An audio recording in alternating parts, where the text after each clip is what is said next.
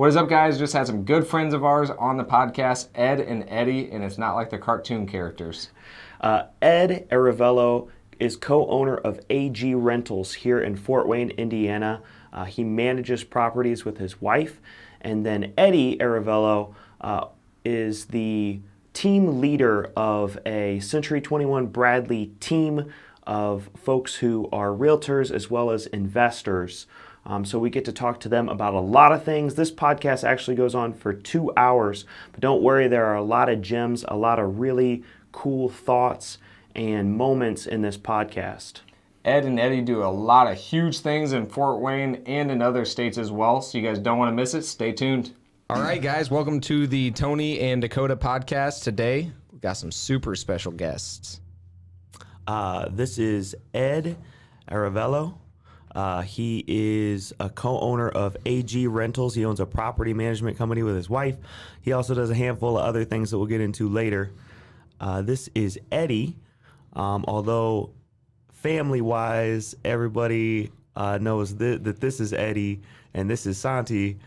Eddie is a realtor, but he also owns or manages a team of realtors at Century 21 Bradley called the Realty Invest Real Estate Group.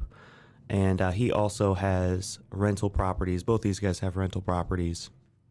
Ed and Eddie. Yeah. Eddie's also got his license down in Florida with, who is it with, Mike Thomas? No, Remax Masterpiece. Remax. Gotcha. Welcome to the show, guys. What up? Awesome. Hey, thank you guys for having us here, man.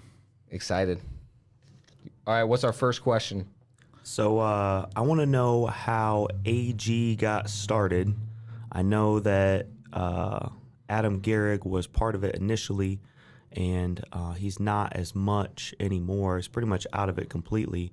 So what did that look like, and what were the early struggles getting started with AG Rentals? So before we start there, I just want to clarify. It is Ed and Eddie, but we want to get this out of the way because a lot of people get it confused. So, how can I'm going to make it as quick as that I possibly can. He's been in Florida for most of the time in the last 10 years, and I was here in Indiana. I actually got called Eddie by just somebody started calling me that, and they couldn't say my real government name, which is actually Edgar. I worked in sales, and people cannot say Edgar, so one lady comes in and said Eddie, and everybody started calling me Eddie, and from there, I went with that name. Same thing, similar to him. His government name is Eduardo. Yeah, good luck pronouncing that. Yeah, and people get not mixed up. So he's in Florida, and people calling him Eddie. So, we go with mine. I don't really care at the end of the day what you know me as long as you remember me. And so people just remember that name. And then fast forward, obviously, he came over here, moved out, and it was quicker for me to shorten mine to Ed and then him to Eddie, so we left it at that. Family-wise, they actually call me by my middle name, which is Giovanni, and they call him Santi, which is our middle name. So we go to title companies, and so they'll just confuse us. It's fun. Yeah, they'll confuse us. They'll think it's him. They'll think it's me. We'll go to We're title. actually going back to the Verizon days. They used to confuse us as well. Yep. And we used to work together at different stores. So we always used to compete and things of that nature. And so we got Ed and Eddie. Were you guys in at the same time as your other brother? No. Oh, okay. No, he was afterwards. I was the first one in Verizon, and then I got him in, and then we both left.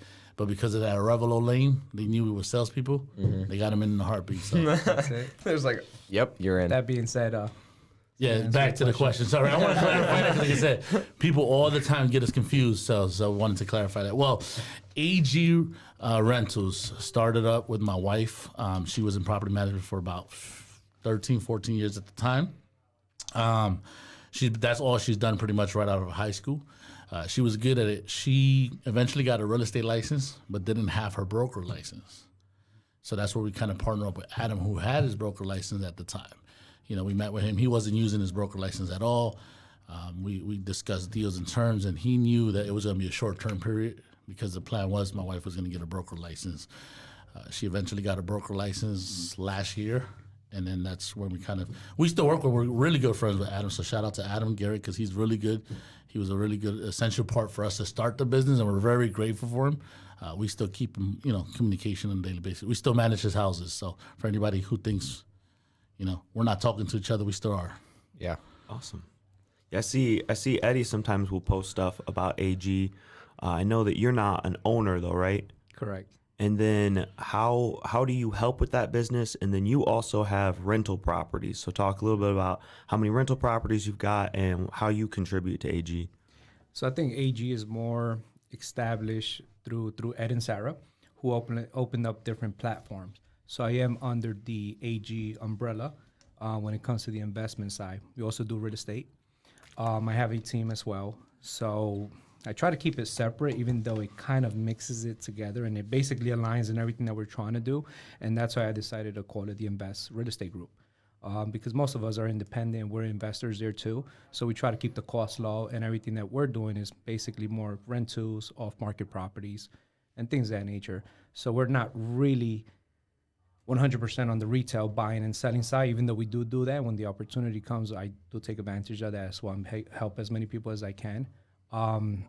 So I am owner with the AG properties as well. And then AG overall is just expanding and is growing. So I think from here in the next 3 to 5 years, you're going to see a lot of AG different platforms. And hopefully, we do the best that we can to serve the community within the company. Yep. When you're buying properties like for yourself, are you putting them under your personal name, or like let's say like if you find a deal and you're wholesaling it or whatever you're doing with it, do you buy it under AG or do you buy it under like your own company? It's a mix. It's a mix. Some of them I do personal. Some of them I do with partnerships. I do a lot of business with partners. I think it just makes it a lot easier for myself. Some of them we do with company names as well. So yeah, it's a mix. I have, I believe in partnerships versus employees. So I have a few partners out there in which we're able to do a lot of business together. And then do you guys own anything together? No. Not yet. Not yet. Okay. Well, because either I buy it or he takes it, so we haven't really need to commingle in the stuff. And it's kind of hard because I think, believe it or not, we're brothers and we spend a lot of time together. Mm-hmm. Most of it is not even business wise, right. And most of it is, but we have our own lanes. So, for example, he sticks with the rehabs, with the management, the whole AG rentals as well. I'm more on the front line doing acquisitions, finding investment properties, dealing with the investors, in the front line of it. We haven't bought anything yet for the most part. I think. Well, what we have, we sold. Yeah, we never sold. Kept it. That's the thing. We don't keep flip. it. Yeah, okay. we don't flip, keep it. We invest. Wholesale it, do whatever we need to do. So anything we do, sometimes either I'm the silent partner, he's the silent partner. We're always got something going on. Mm-hmm. Wherever we can make a buck or two, or if there's an idea, we're always there. So we're always working together, but not working together sometimes. Sometimes he doesn't even know some of the deals that I'm doing, and he still gets his check, and vice versa. So that's the beauty about it. And then AG, it's growing once again. And for those that don't know what it stands for Arevalo Group, and hopefully, it keeps expanding. So did you say how many rentals you had? I don't. It's in the double digits. I have a year and a half in actually just focusing on creating my rental portfolio, not counting Florida. I really don't like to say the amount yet, but I know I'm buying another one this week, actually on Friday. And the reason being is I just don't like to disclose a lot of that stuff. For me, I like to just keep it private and stay low profile at the end of the day. But what I could tell you is I regret selling a lot of deals. We all do. There's so many houses out there that I'm like, man, I should have just kept that one. But then I guess for me, it was more like, well, let me build up as much as capital as possible. Yep. And let me get familiar with the market, because I have almost 2 years, going to 2 years and a half, and living in Fort Wayne. So I've, lived pretty much the majority of the time in Florida when I started doing investing and things of that nature. And when I first moved here, I was still transitioning from here in Florida. So I have about a year and a half, fully focused on that, and hopefully growing within the next year. I think I'll probably double my properties next year alone. Trying not to wholesale as many now, even though the profits are great. But I think in the long term, I'm trying to establish more passive than active income. So with that being said, I think, once again, the biggest regret was getting rid of them. Yep. But once again, we had to do that. My portfolio is probably only 30% finance, which I don't think is a good thing, even though I thought it was. But I think I need to get myself a little bit more into depth and hopefully expand that platform. Yep. It's funny. I was thinking this morning, I was thinking about having them on, and then like Grant Cardone stuff. I was like, they're like, we should have a show called Undercover Millionaire, and then maybe on it. They're just like, we're not going to talk about it. Well, I think it's more like, life and air, type of thing. I guess that's my biggest thing. I don't consider myself a millionaire, more life and air. What's the difference? Well, millionaire is obviously just achieving, just money. Life and air is when you have the opportunity to do just whatever you want with your life. Like, I don't have to clock in, clock out. My passive income basically is sufficient for me to be financially free. I can literally pick up and go wherever I want. I don't have anybody waking me up telling me what I got to do, which I think I have that freedom. But being a life and air as well is basically taking everything to a different direction where you're not just grinding, and it's so funny because Drew was just talking about that last week, and I'm like, yeah, that makes sense. You don't want to grind, you want to align. Yep. And for me, that's very important, especially I have a family. So I was able to pick that up at an early age and stuff where I had to go where my goals were at, at the end of the day. It's so easy to get caught up in working 50, 60, 70 hours and people brag about it. But I'm like, is that really what you want to do? Right. So the difference is people are really trying to chase the money because they think that's what they need. But in reality, what they're trying to achieve is to have financial freedom, spend more time with their family, with their kids, be able to travel wherever they want. So I think they're both as important, but sooner than later, you're transitioning from money to actually freedom, you know. Do you follow Patrick DeBed at all? No, I don't. Okay. I'll say he talked about that yesterday on a YouTube video I watched. Do you know how old he is, by the way? Yeah, did you do your homework? He's about my same age, I believe. Yeah. Isn't that crazy? No, I think I'm a little older. He's a little Like 31, 32? Yeah. 32. Okay, That's what I crazy. thought. So who's older out of you two?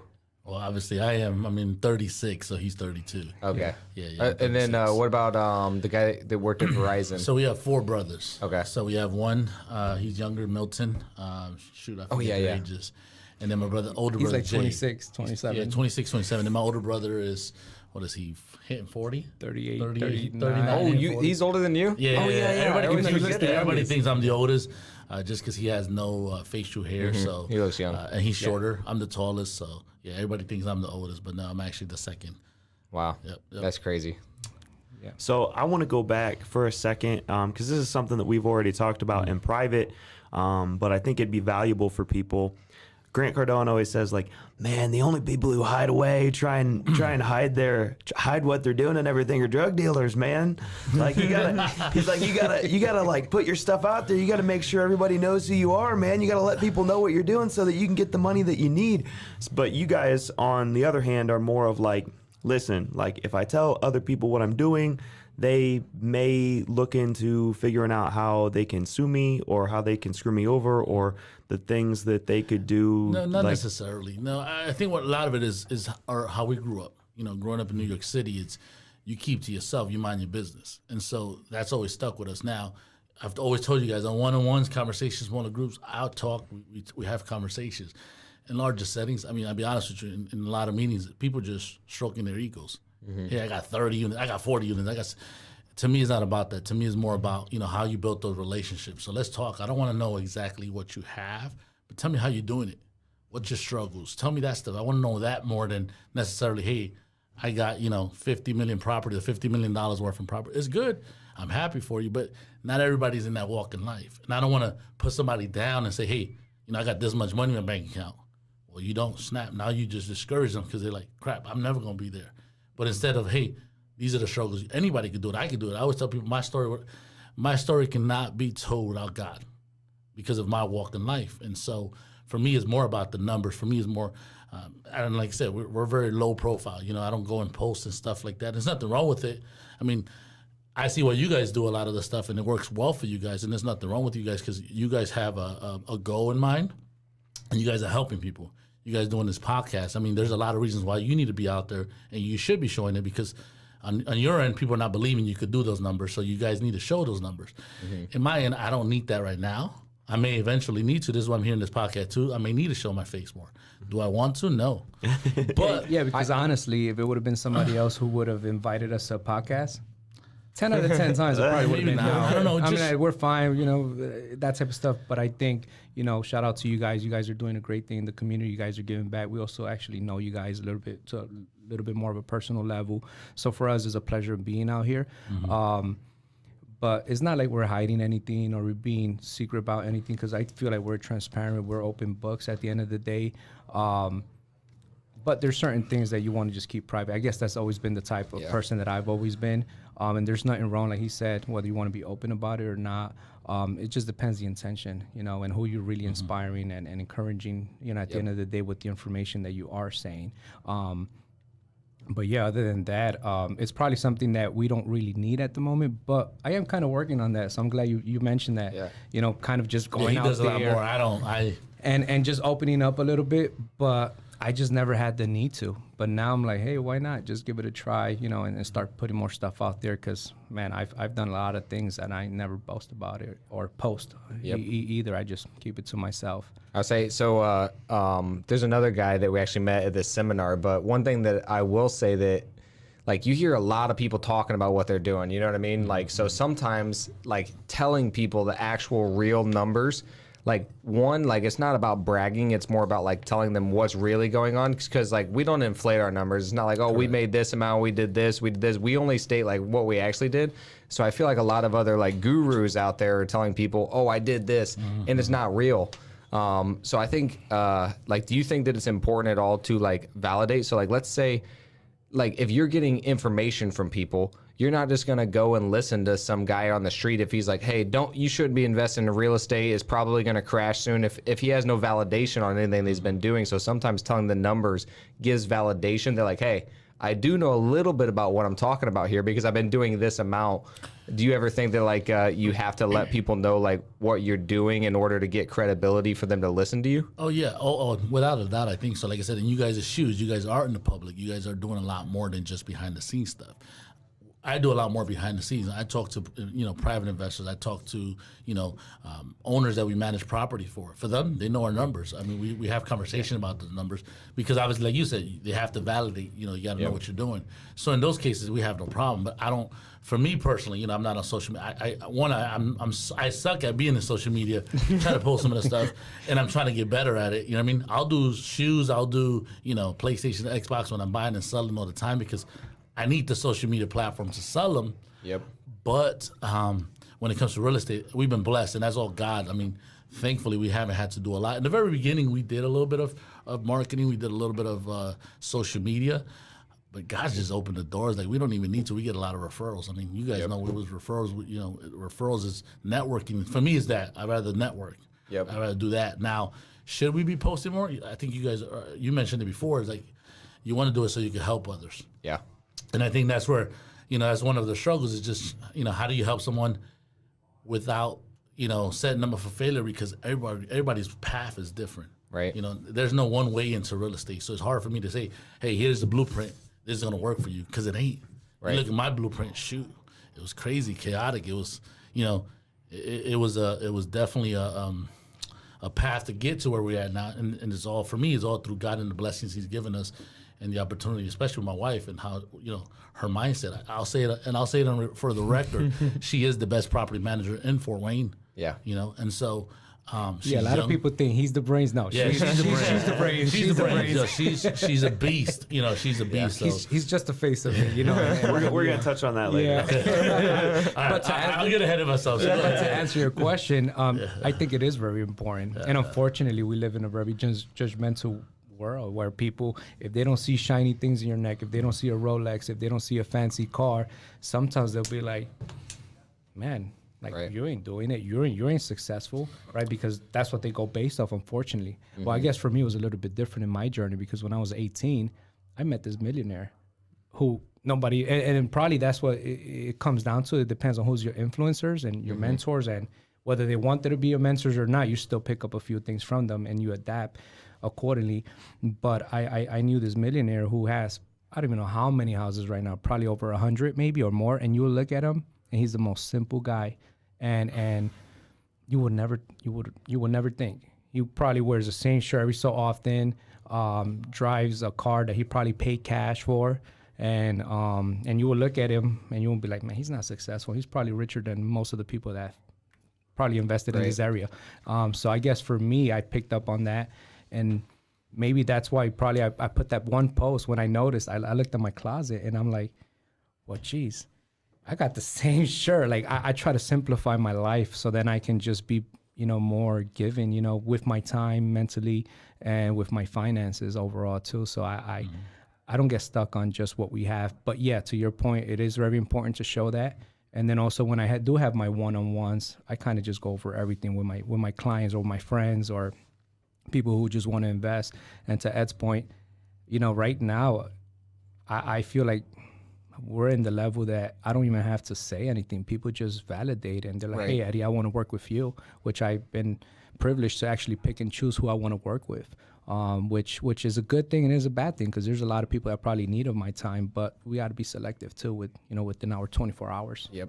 I'll say one other thing I want to say on that is there's a friend of mine who drives this McLaren or whatever, and then like everybody was just freaking out about the McLaren, and I was like, that is one way to validate yourself or whatever and get attention and like show that you're successful. But like that would literally be going against everything within me to do that. Like I can't do it not early, and I don't want to finance it because I don't want to ever give people that wrong thing. So like it would bother the crap out of me. It would like I didn't even realize how much it was going to bother me until I drove it. And I was like, dude, if I did this, it'd be like the most invalidating thing ever. So the way that we validate is with like just showing everybody everything, like the truth on like, hey, this is really what we're doing. This is how we do it. And like, just show everybody the numbers. Some people think that's like bragging, but to me, going out and financing a McLaren and then like telling everybody that you're a baller, that's more like you're trying to show off than like actually telling people true numbers. But and we grew up on that, in the 90s, growing up in New York City. I mean, you'll see people with BMWs, Mercedes, rims, but these people are sleeping in the floor, on an air mattress, some of them just with a blanket on it. So I guess we just come from a different journey, different background, different point of view on seeing certain things. And I think we learn at an early age, just because somebody's flashing something doesn't necessarily determine success. Right. I think everybody has their own, point of view of what success is, whether it's money or freedom.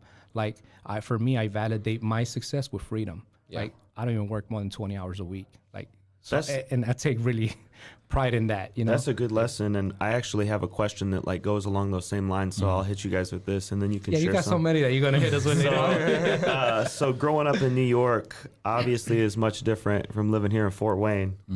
What lessons did you learn from growing up in such a diverse, busy urban environment? What do you think folks from the Midwest need to know that they don't know, and what are some lessons there that you carry out into your life? We learned a lot. You wanted to start on that, or Biggest one, man, that I've noticed in the Midwest, people are not blunt. They're not honest. You go to New York, and pre my wife, pre-wife, and you talk to girls because you like her. You're not wasting your time and trying to be friends. I mean, obviously, if you go meet her through class, church, or something like that, it's different. But random person, you talk. Here, I feel like people just talk to you just to talk to you, and sometimes they don't even have any interest in you. Sometimes their agenda is different. They may not like you, but they still talk to you, and they give you that friendly. I forgot the word for it. It's passive aggressive. There you aggressive. go. And New York, man, they're blunt. You know what I mean? Well, which we could come off different to people in the Midwest. Yeah, we come sometimes. off blunt sometimes, and I take pride in that too, because I'd rather tell you how it is. I mean, we've had conversations. I'm gonna tell you the good, the ugly, and the bad, and then if we have differences, we're gonna work them out. But I'm not gonna sugarcoat and be like, I'm all your friend. Right. But in the back, Dakota, I don't like him. You know what I mean? Yep. And you see that a lot in the Midwest, at least in the interactions that I've had. And it's not in New York? At least not as much. It was more like, you didn't like somebody, you like somebody. Now, there's always sneaky people, but I noticed here there was a lot of more passive aggressive. You can see that in the last few elections, You can see, some of that came out. So we want to talk about elections now. We're gonna come back to that. I got some later. So, but I think one of those stuff, I feel like, sometimes it's, don't get me wrong, if you're in the field, there might be some people you don't like to work with, but you have to work with, right? And you make the best out of it. But I noticed early on, people here would just pretend to be like, oh, I think this person's cool. And then you hear like, oh, no, this person said this about you. Yeah, like we'll see people that they're best friends in social media, and next thing you know, this person's speaking about that one. And I'm like, wait, like I'm not used to that, you know, and that's why sometimes I do just keep to myself, and my circle is pretty small, and that's really all I need, and I have circles outside of that circle. But another thing that, the city has taught us, it's the hustle, man. You're on survival mode every single day. Just walking out in the streets, it's already a risk that you were taking, especially growing up in the 90s. Like the stuff that we saw growing up, for us, it was normal. Now that I'm sitting here and thinking about it, I'm like, that's not normal. You've seen people get shot, Yeah. people injecting themselves, dying in the backyard. And this is all at the age of 5, 6 years old. Shots between this culture and this culture, or this block and that block. You can't walk here because you're Latino and the half of the block is black. So you had to walk around. If you're wearing the wrong color in the wrong street, like this is like stuff that I'm like, man, like this is not normal thing. You know, people shouldn't be living under these circumstances. But for us, I guess it brought us more awareness, and That's and another it's had to thing. be tough, you know. Another thing that it is a big difference is culture shock and diversity. You know, here in the Midwest, and not just in ethnic groups and stuff like that, but just in lifestyle. You know, I think we get too comfortable with our pockets of our people and the people that we don't really diversify our friends or diversify our groups. And I see that quite a bit. You know, people already being in a smaller town. I think people get their cliques together, and then that's it. They try to stick with those cliques. And I think once you realize that, hey, you can grow with more people and finding more like-minded people, then you start to expand more. You know what I mean? And you guys see it. You guys do it. I'm sure you guys. We have the investment real estate group, which is awesome. You know what I mean? And so there's different. I think that's a huge thing that I learned in New York is it's okay to be with different people. It's okay, you know, connect yourself with different people, get to know different people, not just skin color, not just, wealth-wise, you know, I mean, shoot, skill levels, age-wise, you know, older people, you know, you should be talking to older people, younger people. I mean, to me, that's huge. That's a big lesson in life is just connecting with different people. And we also learn what not to do, you know. But once again, living there, everything's all normal.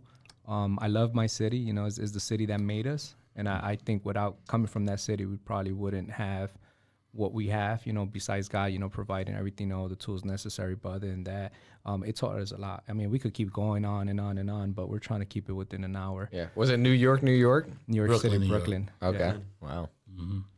Yeah, so actually jumping in, like if you would have met us maybe 15, 18 years ago, we're completely different people. I still got some Yeah. stuff from Oh, we're gonna back to that. I'm glad I didn't post that picture. I would not sit here smiling at you. You know, It's different. It's like different. yeah, that's just Well, you guys were like what? More angry people, you think, or like more guarded, or like you guys are already kind of guarded, obviously, and that you said comes from your past. Like, well, you think you were way more guarded then? Yeah, you had to be careful. You know what I mean? Growing up, for me, well, see, it goes back again to, like I said, my faith walk and my testimony. I was shady, man.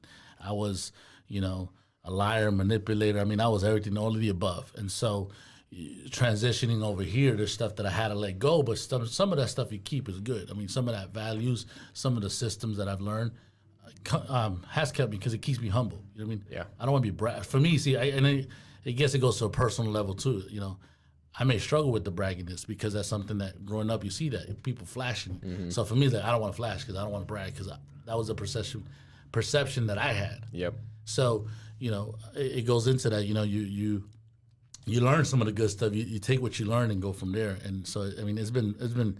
I wouldn't change it for nothing, but it made me who I am today. You know, I cannot talk about God without what He's done and brought me through. I can't talk about my success without talking about God. Yep.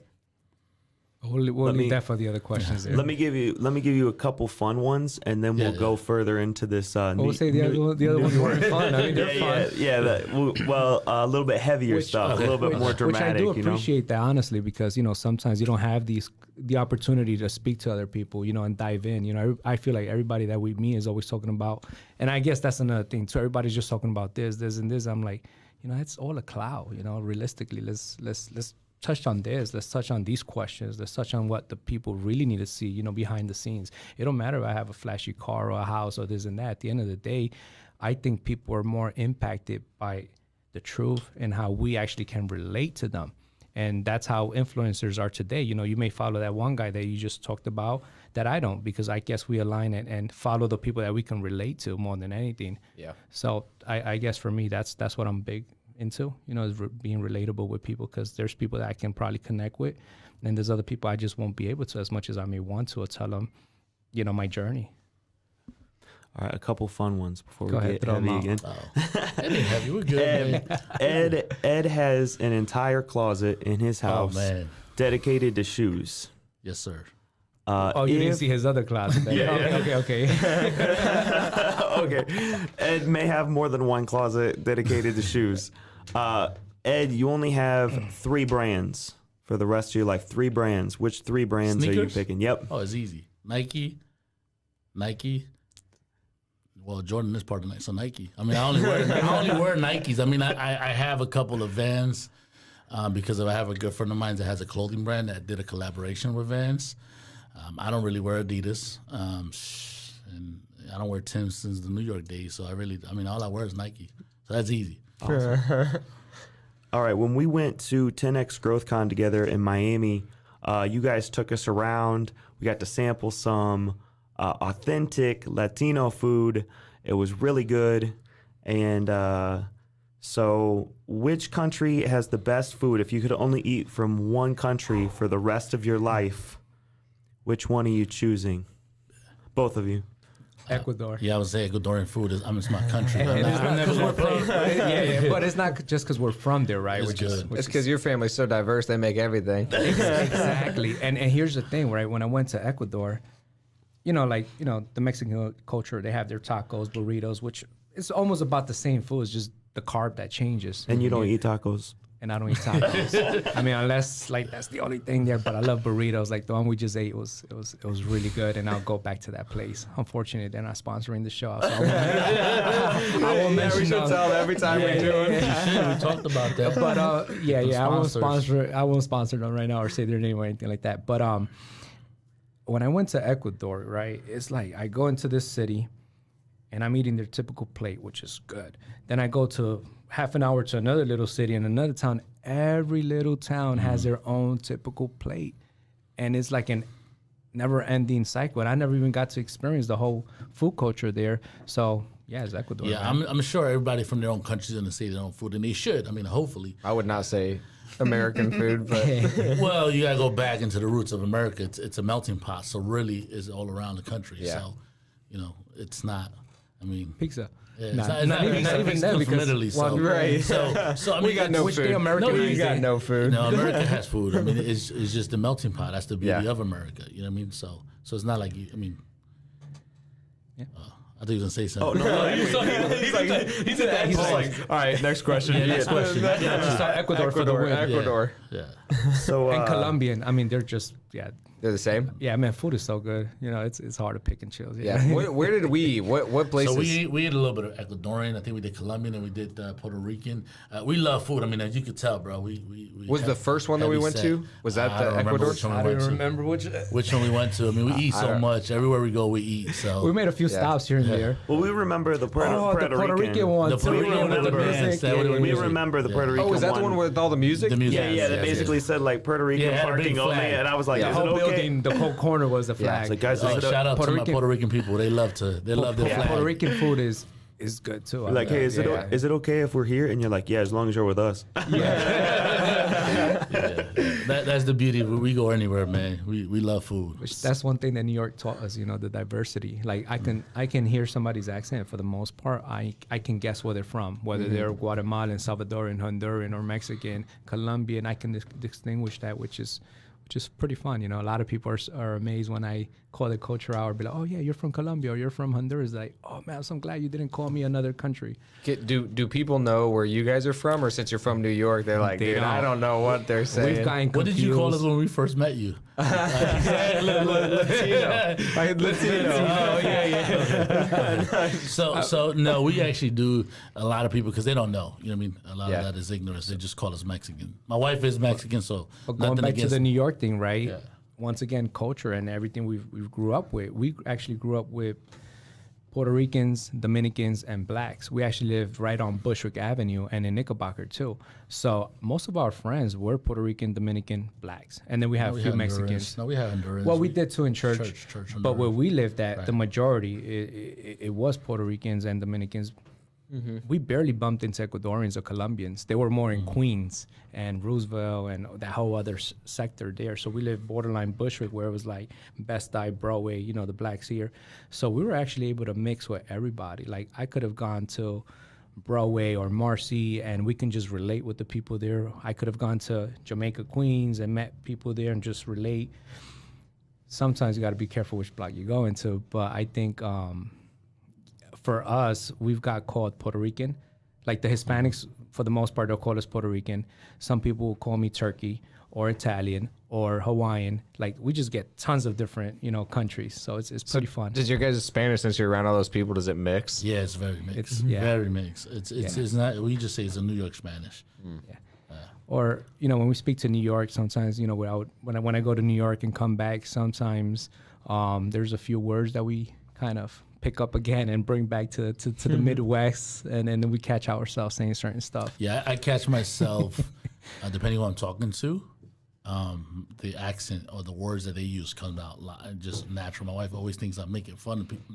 Or the N bomb, No, When your wife, N-word. does your wife go to New York? she has, yes. Do they speak? Does she go to the people who are speaking Spanish there too? Yeah, and does she hear your guys' accent and those even people? here though, when we talk to friends, she sees it. She sees it. She always says, when I go to New York, my New York accent comes on.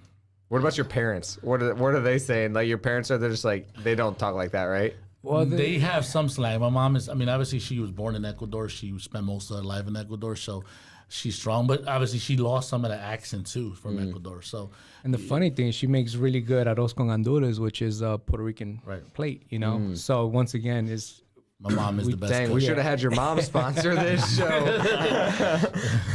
you want to buy a plate, just email me. Yeah, you just Not at it. So this is the Which you still got to come over one weekend, man. Dude, We have I'm ready. parties every weekend, but we just This question has a long setup, okay? This question is one of those got you questions, all right? Okay. So I got some pictures of you guys from back in the day. nice. So Well, this that's not is that bad. That's this not is back in the Eddie being hard at the yeah, boxing, wrong way, at the wrong way. boxing gym, Wrong way. right? Yeah, but which one is he? Because they all look alike. Oh, that was you, bro. Let me see. And then we got one Eddie here at the shooting range. Nice. This is Ed. Eddie. That's him. Ed. Oh, Eddie. Yeah, that's, And then, that's a New York picture. That's throwback. This is Ed That's a and throwback. Eddie. Yep. Is it the big white tee? That's a No. Oh, you got that one too? And then I got this one too with Ed. That was still in that was still in That was in Indiana. Indiana. That's still in Indiana. Coming from Only, New York. only that Okay, one that was picture from fresh. New York. Yeah, that was still fresh. We still moved over here. Actually, that picture, I was a music, well, not really a manager, but I had a friend that did Spanish reggaeton, and I don't know. And then I was getting sales, and we just linked up together, and I just took him and touring. So that was the good old days, man. Couldn't find like funnier pictures. I mean, I don't have a lot of good pictures out there, man. But the setup to this was like, honestly, if I saw you guys on the street, I would have been trying to avoid you guys, right? Right. So nowadays, you guys are more family guys. I see you more as like respectable. You're like got a little bit more of the teddy bear thing going on. You're like into family and like said that sort of teddy thing. Yeah. It's the sweater. You guys dress different, do you still have some New York gangster left in you? Actually, I don't dress different. The clothes actually fit me now. I just wear the right size. Yeah, I was Yeah, gonna show 'cause you. we're like 15, I almost we're- posted this picture on social media. I'm glad I didn't because he would have printed it out. But this is how I used to dress back in the day. Let me see. Those are size 38 jeans, and I'm like 15 years old. I wear 38 now, 36, 38. You know what I mean? Oh, don't put it up there. What happened that changed that? I mean, culture changes. You don't see rappers dressing baggy no more. Culture changes. Like I said, for real, I fit the clothes now. Yep. You get older. We get married. Wives may have a little bit like, hey, I like this on you. Hey, I like this on you. We've grown. You grow as a person. If you don't see change from not just, and obviously we're talking about clothes, but if you don't see change from your mindset or your mentality or how you were as a younger person to now, then there might be an issue. So you have to change. That and also the environment. I think the environment plays a big part. still For wear example, Jordans. right now I'm wearing a sweater when I could have been wearing swimming trunks. He was in Florida. He's a Florida boy. Yeah, I was in Florida, but it's the environment too, and once again the mindset, and I think if you go back into time, you start looking at pictures, you're like, wow, like I couldn't believe I used to wear that. Like there's stuff that I did or dressed or said that I'm like, man, I regret those days, which I kind of don't because it still made me who I am now. I still wear Jordans. But when I go, I don't wear Jordans. That's the still funny wear thing. Jordans. So I think that changes, perspective changes, environment helps you change, and a lot of that has to do with your growth. Like for me, back in the day, we used to match from head to toe. Like, and I'm sure probably some pictures might be out there, some may not. but we used to match from the shoelaces to the socks to the boxers to the pants. Everything was like thought out, the night before, that morning before we got dressed, because that was the environment. You had to dress, you had to do the color combination, and you had to match with the new Jordans that came out. So that's when, the jerseys were out back in the day, and the long tees, and you could have mixed them different colors, bandanas. Size 56 jerseys we used to wear. Yeah, Holy 56 smokes. and 64. So a lot of that has changed. And for me, honestly, I just reached that age, and I can't remember. It was probably like 24, where I was like, I mean, I used to always still dress up for work and things of that nature, but like at 24, 23, it was all about being comfortable for me. Like, I could care less whether this is a Jordan shoe, Nike, Adidas, whatever it may be. As long as I felt comfortable in it, that's all I was wearing. And I'm the type of guy that once I find something, I'll buy literally 10, 20 pairs of the same thing. He does. He ain't lying. You know what I mean? I still wear jerseys. I still wear colorful clothes.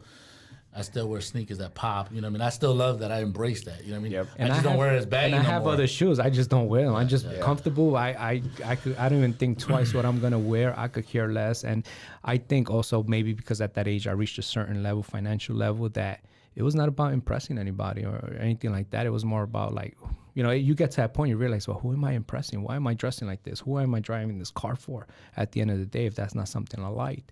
And I think all of that, in your environment plays a big part with that. Yeah, the only time that I buy like 5-10 pairs of shoes is if it's like a stupid deal. One time at DSW, dude, they had these really nice like leather shoes. They were like $120. They got all the way down to $10. I should have bought so much more. I only bought like 4 pair, and then after they ran out, I was like, dang it. Yep. Like, I want some more. But yeah, when there's a good deal, dude, I will buy all of them. And another thing too, I'm cheap, man. Well, Yeah. I'm cheap with certain stuff. If I see the value in it, I'm not cheap. I drop a lot of money on other things, but I could care less about other stuff, We're cheap.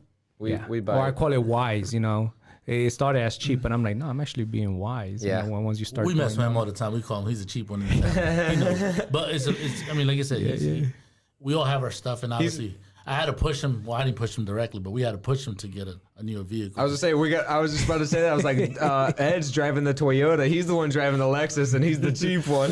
we had to push him. It was a while. I mean, he's been wanting that Lexus for a while. So I'm like, yo, Yeah, I just always get did. it, That bro. was my type of car. I had Always wanted it. Beamers, I had Yep. Audis, I had motorcycles, I had Lexus.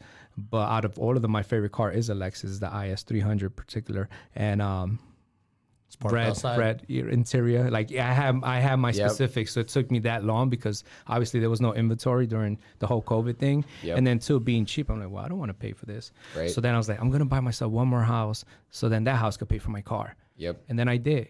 Yep. And then guess what? I still didn't need the Lexus. So I was like, I'm gonna buy myself one more house. Yep. And then one more, and then to finally I was like, dang. And then honestly, I almost got another car. Because I was looking at the specs and the price. And I'm like, well, this car is faster, it has more horsepower, is bigger, more trunk space, has this, and this. But then I went back to my goals and I'm like, well, that's not the car that I really want. Yep. And then I was like, I got to go buy another house. And then that's when it hit me and I was like, all right, let me go buy it. Yep. And then I did. That's actually what I've been telling Jordan Wildman, because he's still driving like his 2011 Malibu or whatever, and then he's got an older Jeep, and like they got a And mechanic. good for him. Yeah, they got a mechanic that fixes them all, and he's like, dude, I want a new car so bad, and he keeps telling me he wants this Cadillac Escalade. I'm like, all right, dude, what do you Jordan, need? buy that Cadillac. Yeah, I was just like, here, say it again for him. I said, Jordan, buy that Cadillac, bro. No, buy an asset that's going to pay for that Cadillac. He got enough. Well, he does have enough, but I told him like, I feel the same No, way. sorry to cut you off. Buy another one because whatever he has is already accounted for his other budget. Right. Now he needs to buy another house to pay for that car. That's exactly what I was getting at. Is Yeah. like I do the same thing a lot where I'm like, dude, I'm still like we have not changed our lifestyle in the 4 years. Like Tony and I don't have anything else other than this office and like this equipment that's just still helping to grow the business. That is the only thing that we spent money on is like education. Learning. Like I have the same car as when I was in car sales. I have the same house as when I was in car sales. Tony's driving the same car, same house. Like we've not spent any of that money. But I told Jordan, I was like, dude, if you hit, like make a goal that's so big that even if you buy that Escalade, it doesn't matter. So if you, let's say, how much is that? Like, how much is Escalade? 50,000? Okay. 70 now. Make $400,000 in the next year. And then that 50,000 is going to be nothing. But if you hit that goal, not only are you going to be proud, but then you get to reward yourself if it makes you want to do it again. And it's a tax write-off. Yeah, exactly. if you do it right. Yeah, well, especially the Escalade, it weighs enough. Yeah, I think it's over 6,000. Yeah, as long as it's 100% for business. It's always business. It's It always is. When I mean, you're in real yeah. estate, I mean, how many times do you stop, look at for sale signs, look at houses, look at neighbors, look at... I don't. Jordan could put the side of he could put his face on the side of it. There you go. I think it depends too on their goals and depends on what you're doing. For us, getting the new vehicles, one is when you're in business. This is I'm learning, so it's not like I know everything, right? You connect with people. You spend money on the learning aspect. I'm more. I don't go as many to a lot of places to learn. I actually pay people who know the stuff already. I rather, for me, because of time. For me, time is more precious right now because I have kids and I have a wife and I have you know, certain things that I need to do every day. Then I'm gonna spend the money and get a good accounting company. Get a good financial advisor. Get a good lawyer. I spend the money in those kind of stuff because they know the answers. And so, we sit back and like, okay, we want to buy vehicles. We look at, okay, what can we write off? Because we have to. At the end of the year, you got to spend money so you don't get taxed on. Because if you don't spend it, use it or lose it. Government's going to take a big chunk off of it. Yep. It ain't free money, but the government's going to take a big chunk of it. So you got to make decisions of that. We ended up with newer cars for that same reason. We ended up with a bigger house for similar reasons. Market was good. The current house we were living in, we had family members come from New York. They needed a place. It made sense, man. I was like, it's an opportunity for me to be a blessing to somebody, and then vice versa. Just God blessed us even more because we bought a house. What was the interest? It's dirt cheap, and I forget. It's 2.625. I mean, that's free money nowadays. You know what I mean? 2.625. We already have over probably $100,000 in equity already. Yep. So I mean, it seems like Depending on the appraiser. Yeah. But now we have comps. We have actually have a comps because the house behind us sold for 100 and something more. So.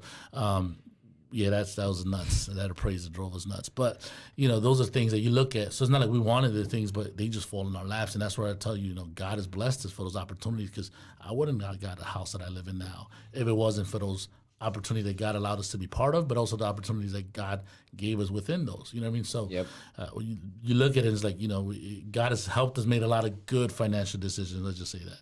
Yeah. Well, now you made me want to ask another question. So this is something that I contemplate a lot in my head anyway. I'm like, all right, like obviously God has given us certain gifts, but then there's other people that believe that God orchestrates everything and there's no free choice in your life. So like, which way do you lean more? Like God plans everything out for your life, or do you think that God gives you gifts and then kind of like expects you to use those, has a plan for you, and then you have your choice whether you use them or not? So to understand God, we can never truly understand God, because if we understand God, then we then think he's we're not better. God. Then he's not God. No, it's true. So it's hard. It's really hard to give you a set answer, a set code, because I'll be lying to you, and I don't want to confuse people, right? For me personally, I feel like God is so powerful, and He gave us free will. I mean, it talks about He giving us free will, but you'd be like, how He gave us free will, but yeah, He knows everything. Well, that's how God is. That's God. I mean, that's how God is so powerful that in the midst of everything, He knows what's going to happen. He gave us free will. He still gives us that opportunity. Now, did He blind Himself during that time? Did he say, hey, I'm going to just shut off my knowing? I don't know. That I can't tell you. I'm going to always tell people, I don't know. I don't have all the answers when it comes to that.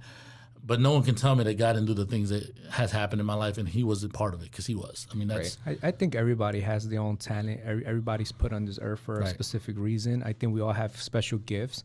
Otherwise, this world wouldn't function, without those special gifts. But it's something I always tell my wife and my brothers and everybody. I think, we'll be selfish, if we don't maximize the gifts that are given to us. So I think that's the most important focus, more than anything, of how we got them or how it's being controlled. I think is more, hey, do you know your gifts? Utilize them to your max potential, because we only got one life to live. And I want to make sure we set a footprint here before we leave Earth. And basically just, every day I live just doing the best, But yeah, I do think we all have gifts and we have the free will, and it's up to us on how we want to utilize them. And sometimes, believe it or not, you acquire new gifts as you're using your gifts, and you're like, oh wait, I didn't know I could do this. I didn't know I could do that. Yep. So it's all in the mind, man. At the end of the day, I think everybody has so much potential. And obviously it's easy for me to sit here and say this, but if I were speaking to my 15-year-old self, I would not believe it, I would have been like, yeah, this guy's full of it. I don't know what he's talking about. Yeah, he's only saying that because he's whatever in that position. But it's been a nice fun journey overall, and I've learned a lot, and I'm still learning. And for those that are listening, I think you do have a gift. Use it while you can. Don't wait till it's late. Follow your passion, and God will lead you.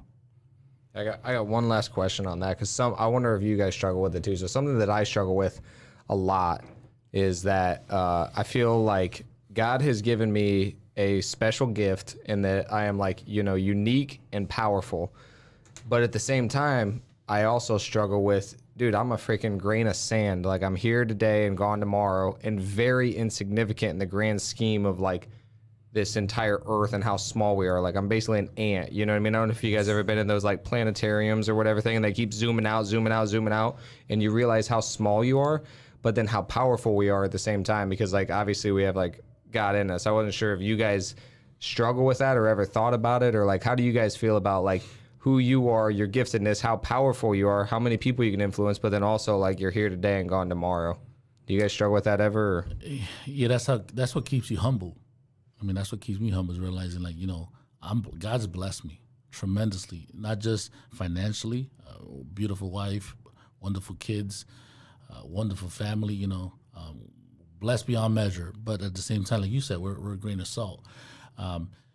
That's where I guess, we're put in this universe. We all have a part. And sometimes we're small to God, but God could use us to be big to somebody else and be a bigger blessing to somebody. So sometimes we are God's hands and feet, and we become that vessel to bless someone else, and that draws them to God.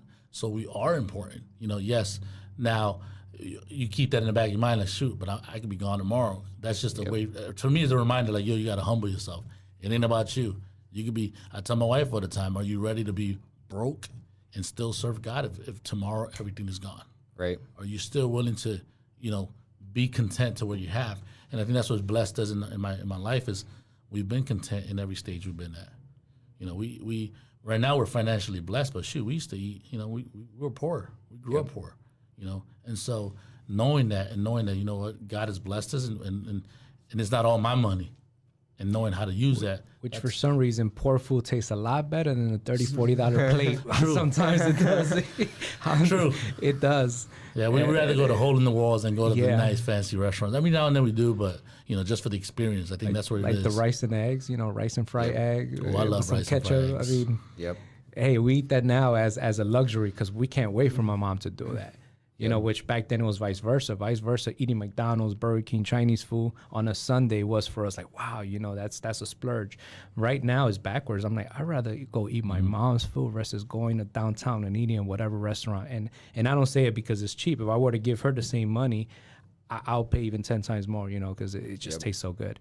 And I guess growing up, we didn't appreciate that either until like now we're like, man, I prefer that food. Yep. Yeah, it's crazy. I said one last thing I want to say on that is like you actually made me think of a thing that we've heard in seminars and stuff that is like pretty, like it just made me think about it just now. So basically, like if you think about God, and like let's say it's like the ocean, and then you go take a spoonful of the ocean, which is like Christ in us. It's like we still carry a part of that, even if you take that thing thousands away from the ocean, you still have like a part of that inside of you. And I guess that's kind of like what I usually compare it to is like. You still have like a part of that inside of you. So yeah, it's very small and it can evaporate really quickly, but it's still part of like the bigger picture. Right. So yeah, and sometimes impacting people doesn't necessarily need to be in a large scale. It doesn't need to be public. Like you'll be surprised how many people you impact without even having a YouTube channel or being on Facebook, just by your daily walk and how you interact with them. The least expected thing could change their life, and at the end of the day, I mean, I think it's all worth it. That's why it's very important to conduct yourself in a certain manner too. Yeah.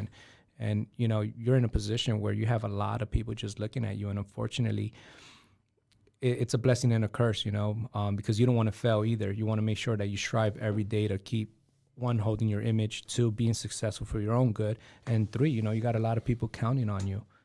But yeah, I don't think, to answer your question, I don't see it as a struggle, but it's more of an awareness that keeps us going every day.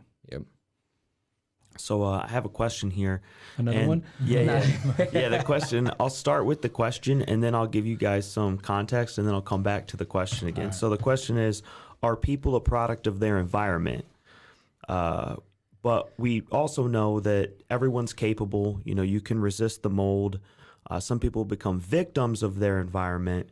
And you also have some influence as to the friends that you choose, the groups that you hang out in. You can change your situation sometimes, maybe not where you're growing up and that sort of thing. But what would you guys have to say to that? Are people a product of their environment? I think so, to a certain degree, as long as you allow it to be too, because at the end of the day, it boils down to each individual. But for the most part, it does play a big part. You know, your environment just influences you quite a bit, especially growing up. But ultimately, I think once the individual either changes their mindset or grows, they can make that adjustment and then maybe go the other way and not necessarily be a product of it. I think you are to a certain degree, but it could be changed. You could break that habit or that, chain or so. I think we are a product of our environment, but that's not an excuse to try to get better. Yeah. I mean, we have to strive to get off certain mindsets. I mean, even growing up where we grew up, we had certain belief systems that were instilled in us, you know what I mean? And so then as you grow, you start looking at the real world. Once again, you start connecting with different people, different walks. I have friends that are not believers. I mean, I have friends who are atheists. I mean, that doesn't mean that my thought is way better than yours. Now, I'm going to always tell you, hey, God is real, because I want that same blessing for you. I want you to experience what I've experienced, because what I've experienced is tremendous. But having different friends and different stuff opens up the opportunity. Oh, you know what? It has you question yourself. It has you, do I believe what I believe is real? Mm-hmm. Do I believe this stuff? So then you start thinking, certain things. I mean, I'm gonna bring this to the church just because it's easy and it stands out. Growing up in church, you had to dress up. Like, I'm talking about suit and ties, and that was the way it is. And you realize that's not biblical. Mm-hmm. That's not in the Bible. And I use that as an example because that's one of the obvious. But that's like wearing Jordans is from the devil, and you can't wear and you can't wear big clothes, and that's from the devil. And that's crazy. But that philosophy applies for everything in life. And so I grew up poor. I could tell you, we grew up poor, and my mom used to keep the house clean. So being poor doesn't have to be, oh, you dirty and filthy and you disrespectful. Right. No, my mom used to scrub those floors to the stains, to the paint of the vinyl carpet sheet would come off. You know what I mean? Like, she would scrub that. And it looked dirty again. Yeah. No, you can be poor, but you don't have to be dirty. Right. And so and my dad, coming from an immigrant from another country, coming over here and being successful. Don't get me wrong. A lot of for him was an extra blessing and favor from God. I mean, I do know that's a big part, and I don't want to discredit that. But it's also his willingness to, okay, how can I be better? My dad worked two, 3 jobs. I mean, he did stuff. He became a handyman without knowing jack, without picking up. He just did it, learned. He used to go work for free. He used to pay people to teach him. Yep. Wow. Yep. And so you can move yourself and put yourself in those positions. You can. You have to. You have to put yourself out there. You have to, and some of it is people don't know. They don't have the connections. They don't have, and this is why, I want to eventually do more stuff like that. I would love to connect and give back to people that don't know, and educate people that do know but don't maybe be a little ignorant. So vice versa. I've been blessed to be in a position where, because I have finances, because I'm financially stable, I can talk to people who are up in higher positions, and show him what the lifestyle is going. Because sometimes they don't know. They just think, okay, you grew up in the ghetto and that's it. You're hood. Like you said, you saw me dressed up. That's it. You're a criminal. But now I'm in that position where I can bridge some of that gap on both sides of the story. Or a drug dealer. I remember when you first moved to Indiana, everybody would think he was a drug dealer because the way he dressed. Back in New York, it was normal. If you didn't dress like that. Here, that's what drug dealers look like. Yeah, that's what I'm like. I used to have. Those are the drug dealers you are accustomed to. Because the drug dealers that I know don't dress nothing like that. No, I used to you wouldn't even know they're drug dealers. Nissan Maxima tinted out. I used to get pulled over all the time. But it was just that, like I said, educating people and knowing that, I guess that's a blessing for me. I get to educate people on both levels. Yep. On both levels. I'll say it's I always think about, like, the same people who come from the same exact place can end up in 2 completely different spots. Mm-hmm. And so that's what's always hard about, like, yes, are you a product from your environment? Absolutely. 100%. Like, I'm a product of my environment. You guys are a product of your environment, but it doesn't necessarily mean that the product has to be a certain way. It doesn't necessarily mean that like, oh, I grew up poor, so I You don't have stayed to that be way. a victim of your environment. Exactly. Yeah, because like I'm a product of my environment, but my product is that I am now like a very like masculine, like very dominant from what happened in my past. I used it for like what could be considered somewhat good. Like I use it for different things, and like, dude, I'm a risk taker. Like I did some crazy stuff when I was younger. Like, I mean, like I got kicked out of school all the time. I did some crazy stuff. Now I take that same, like I didn't change who I am. I just decided to use what I have for better. So you don't necessarily have to do certain things, but you are a product of your environment still, but you can choose. I would say the biggest thing you have to do is keep in mind, we've been shown grace. So sometimes we do have to show a little bit of grace to some, because like I said, some of it is lack of knowledge, lack of understanding, because they've been told all their lives, you don't know how to do this, whether it's, somebody who's been in an abusive relationship, that's all they know. So you have to show some grace. I think that's a big key part of it is showing and educating them. You know what I mean? Not just telling them, hey, you're wrong, you're wrong, you're wrong. We actually had a conversation with my dad a couple weeks ago. It was actually just the four brothers and the parents. And, I told him straight up, I was like, look, I love you, but I learned more from you from what you showed me than what you actually told me. And I think for me, I've always done that. I'm a believer of like, less talk, more actions. Yeah. I'm going to learn, like from you guys, I mean, you guys are on social media a lot. I learn more from you guys' actions than what you guys say. Now, don't get me wrong, what you say is important, but maybe how you say it, how you treat your employees, how you treat your other, your vendors, how you treat, that to me is more important. Yeah. How you treat other investors and so to me, that speaks more about how you treat your competitors. Yeah. We treat our competitors pretty dang good.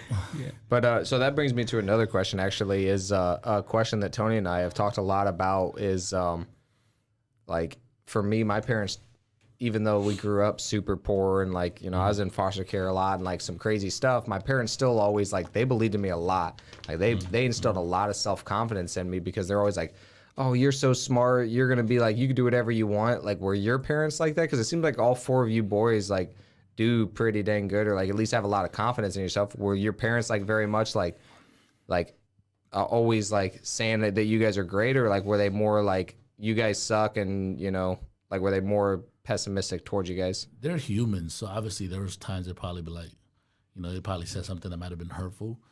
But overall, my mom was a prayer warrior. She was the one I think she believed in us more than we believed in ourselves. She probably never knew, she still probably doesn't know to this day all the bad stuff we've done. And she probably just found out in the recent years some of the crazy stuff we've done, because she was one, they'll come up to her, oh, your son's using drugs. No, he ain't. Like, my mom was very when it came to that. My dad was very realistic. He obviously, coming to America, he had that American dream. I want you to be a lawyer, I want you to be a doctor. And unfortunately, none of us did, but he now understands that God still blessed us through it. You know what I mean? And we've been all blessed. I mean, we're still alive. That's a blessing in itself. We're united, which a lot of family members are not. We all live in Indiana now. We all live in Fort Wayne now. And shoot, we all live within 10 minutes of each other. On the same road. Yeah. On the same road? On the same off road. Of Bass. Oh, my God. And my younger brother, he don't live too far. They were huge in unity. We mind each other's business to a certain extent, but we're there. Like, if I see him doing something wrong, I'm going to call him out, vice versa, So we have that unity, and I think that was crucial for my dad. He was always like, help you.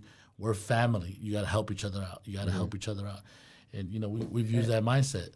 And one thing to touch on what he said also, I think a lot of it, honestly, which is something small but is also big, it's just the motherly love. At the end of the day, I feel like that has a huge impact in our confidence in what we do, besides the environment, besides the culture that we grew up in, or the overconfidence, because I think that's a New York thing, in my opinion, which a lot of people take it the wrong way sometimes. You walk into that room and it's not my fault, I'm confident, but at the end of the day, once you get to meet me, I think is a little bit different sometimes, which I am aware of that, because a lot of people have brought that up to me before in the past, but that's just a New York thing or an East Coast thing. But going back to the motherly love, I think that plays a huge part, because my mom, she really didn't have to work.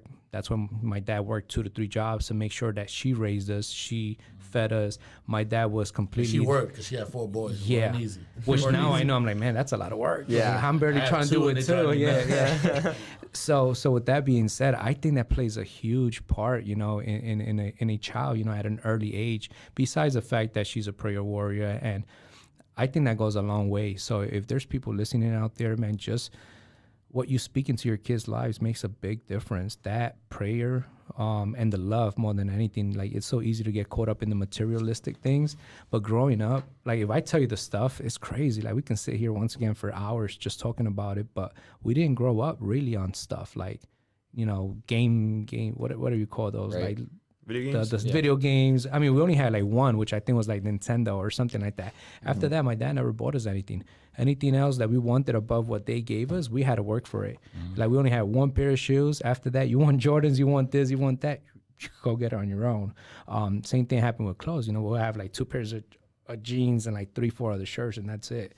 But I think a lot of that has to do, you know, once again, going back to the love that you can, you know, implant into your kids' lives. So what they said to you guys was usually positive stuff then? For the most part, Like Yeah, from it 80, was. 90%, you'd say? You know what's crazy? Sorry to cut you off. It's not even saying things. the actions, man. It's just actions and just being there.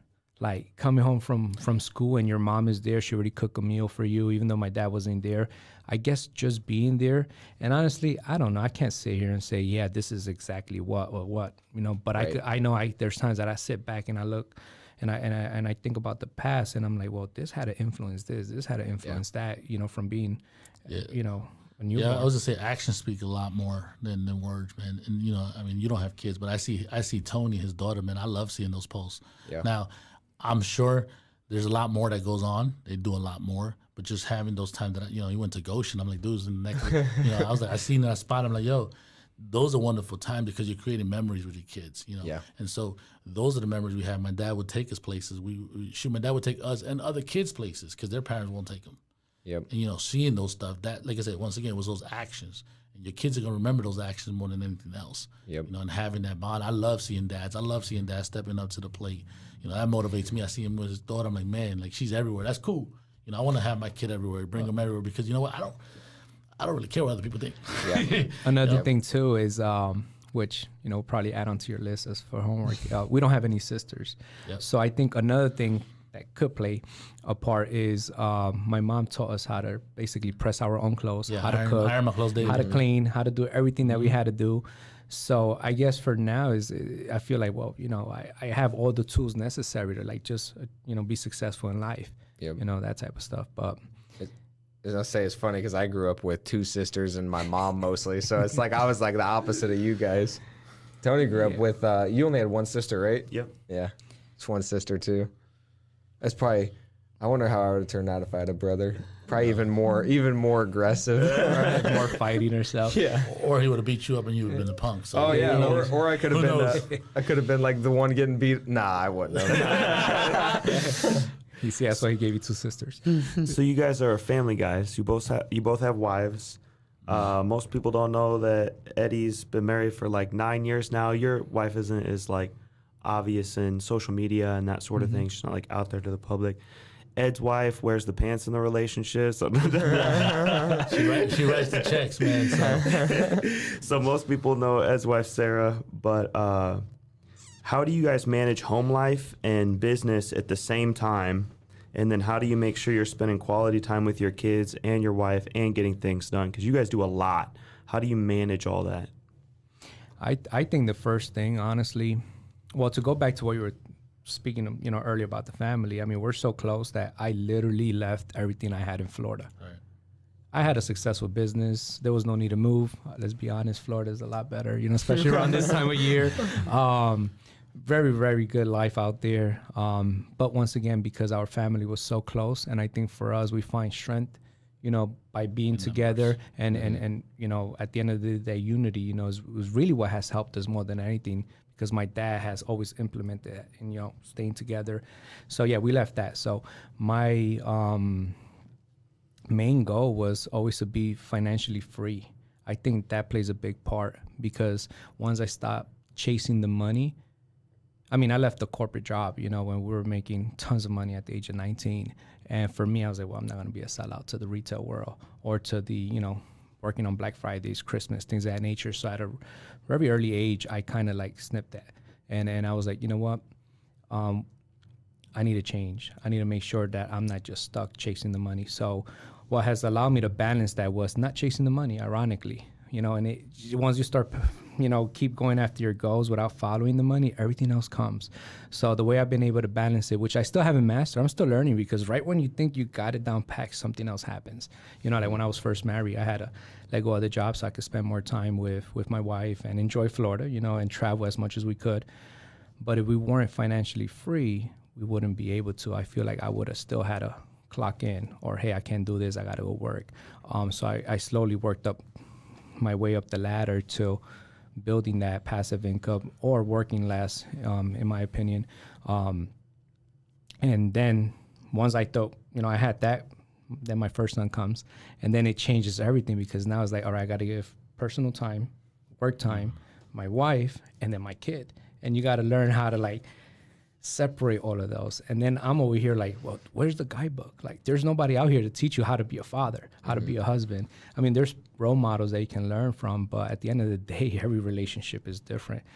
So what I've done, at least to this day, is I've kind of learned our schedules, our personalities. So what I used to do was, in Florida, when I had an appointment, I used to schedule it around the time my wife and my daughter or my son would sleep or take naps. So I'm like, I already know during this time I have a 2-hour window, and they're going to sleep or sleep in, and I know I can't do that because I'm always up early.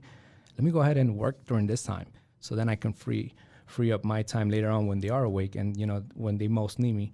Now, don't get me wrong. There's times when I have to go to work or do a certain quick appointment because I need it at that point. My wife understands. But to answer your question, I mean, it's a lot, you know, to answer it. It's a loaded question there with a lot of answers. But I think the most important thing is doing time blocks for each other, for the business, for the family. Have passive income, because that will help you a lot, because most of the issues that arise within a family is money, you know, at the end of the day. And then running a business is quite a bit too. It takes a lot of time. So I think I'm still trying to figure that out, you know, at the end of the day, on how to minimize the work hours, so keep balancing out other stuff. So now this year coming up, instead of focusing on active income, I'm going to focus more on passive and not try to get rid of all the properties.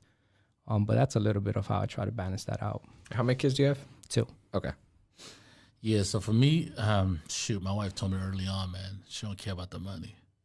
Like her thing was more, you know, family time. Like, I want to be a family. I'd rather be a poor family than, you know, have a lot of money and we're not really a family. You know what I mean? And so she instilled that in me early. And my dad, you know, growing up, my parents too, seeing some of that model. So, you know, I wake up real early to try to work out. You know, I wake up at 4:30 in the morning, so I try to work. So I do stuff, like he said, when they sleeping. I know they sleep, and then I work late.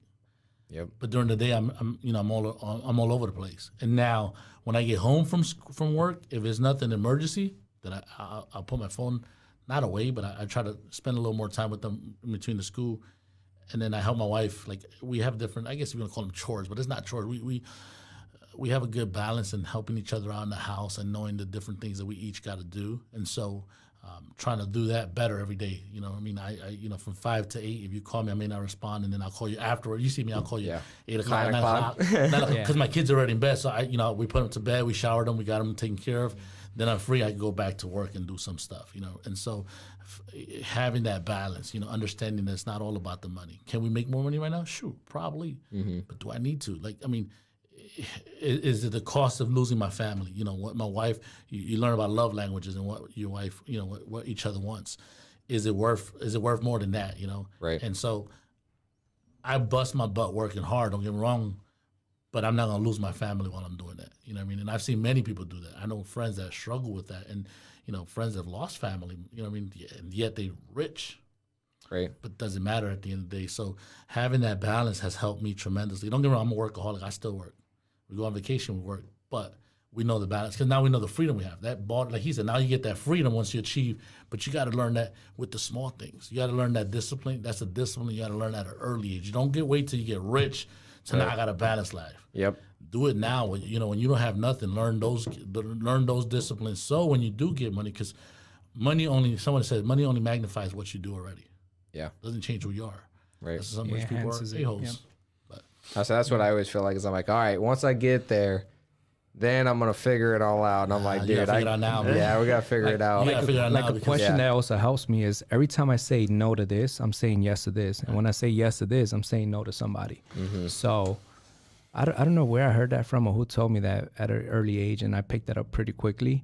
And I'm like, well, yeah, I'm saying yes to this, but I'm leaving all of this behind. Areas. Yeah, that's true. And I guess once I go by that model, it just keeps me aligned sometimes. Don't get me wrong. There's some times when I'm like cutting it close because I personally, like to work physically too. When I'm demoing some of the properties, I do it myself sometimes, not because I have to, because I want to. So there's times I wake up, it might be a Saturday morning. We have nothing planned in the morning. It might be 5, 6 o'clock in the morning. I'm over here breaking walls. And then I forget. My wife's like, oh, we got to go to this place. So I just got to go run shower home, real quick. But I'll make it work one way or the other where I'm still, Yeah, not overlapping and things. Yeah. that's awesome. We talked a little bit about being fathers. What are some non-negotiable like principles, life principles, things that you absolutely have to teach your kids? Like, what are some things your kids have to know, inherit from you, get from you? Manners. Like for me, I'm big in being respectful. Having manners more than anything. You could be rich, right? Or you could be poor, but if your attitude sucks, if your manners are not good, like that plays a big part. You'll be judged upon that. So I think I'm big on that too, because once again, it comes down from my dad, which was so funny, right? Growing up, I used to just dislike a lot of things, but now I'm actually like valuing it and cherishing those little things where I'm like, it's true what he's saying. Like I'll have friends come in through the door and they would not greet my dad or my mom. Mind you, they're the owners of the house, so they'll just walk in and go straight down to our room or go upstairs or whatever. They'll just kind of bypass them and go. So my dad used to be like, hey, come over here. What do you think you're doing? This is my house. Go back out there, ring the bell, and I'm going to answer the door, and you're going to greet me and everybody that's in here.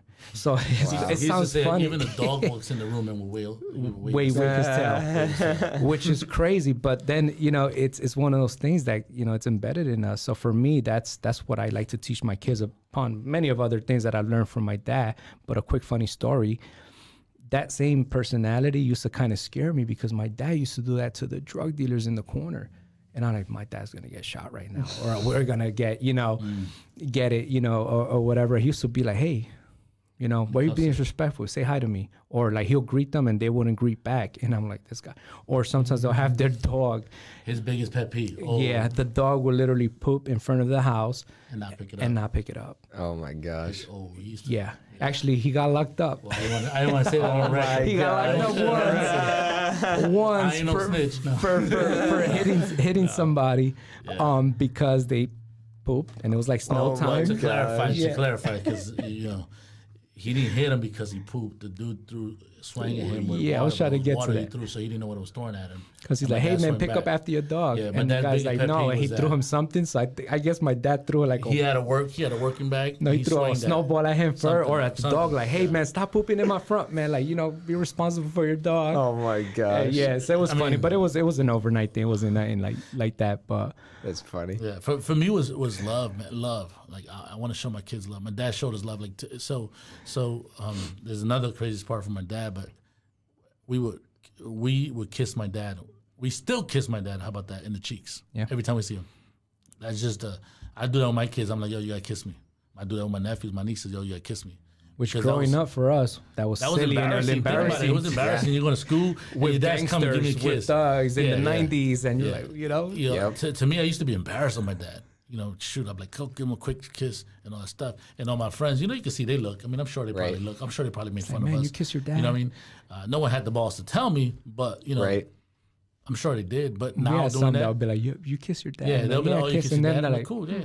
Okay. For me, it was more that's love, man. Like I said, it's the actions. My kids, bro, they know. Yeah, to this day, grown man, and I still do. And actually, for me, it's not even like I feel like I have to. It's like I need to, just because there's something like a connection that we get between father and son. Yep. And we pass that down to our kids too.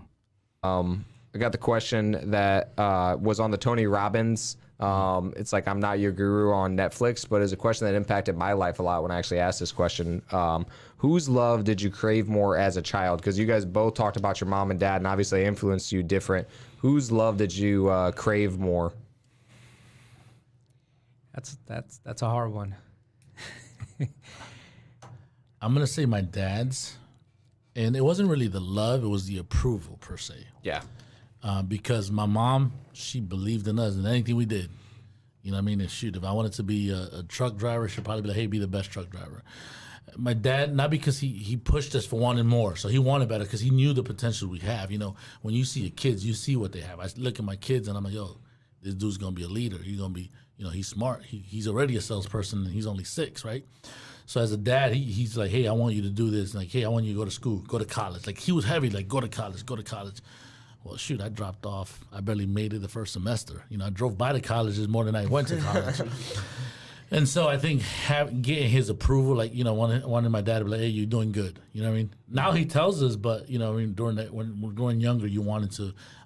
My mom, I don't think she really cared. My mom was like kind of like my wife, where as long as family's good and God is good, then no matter if you're a garbage picker or, you know, president of a company. Yep. My dad just wanted more for us. So I think that, for me at least, I think maybe if I had to choose, that was one that I was probably chasing more.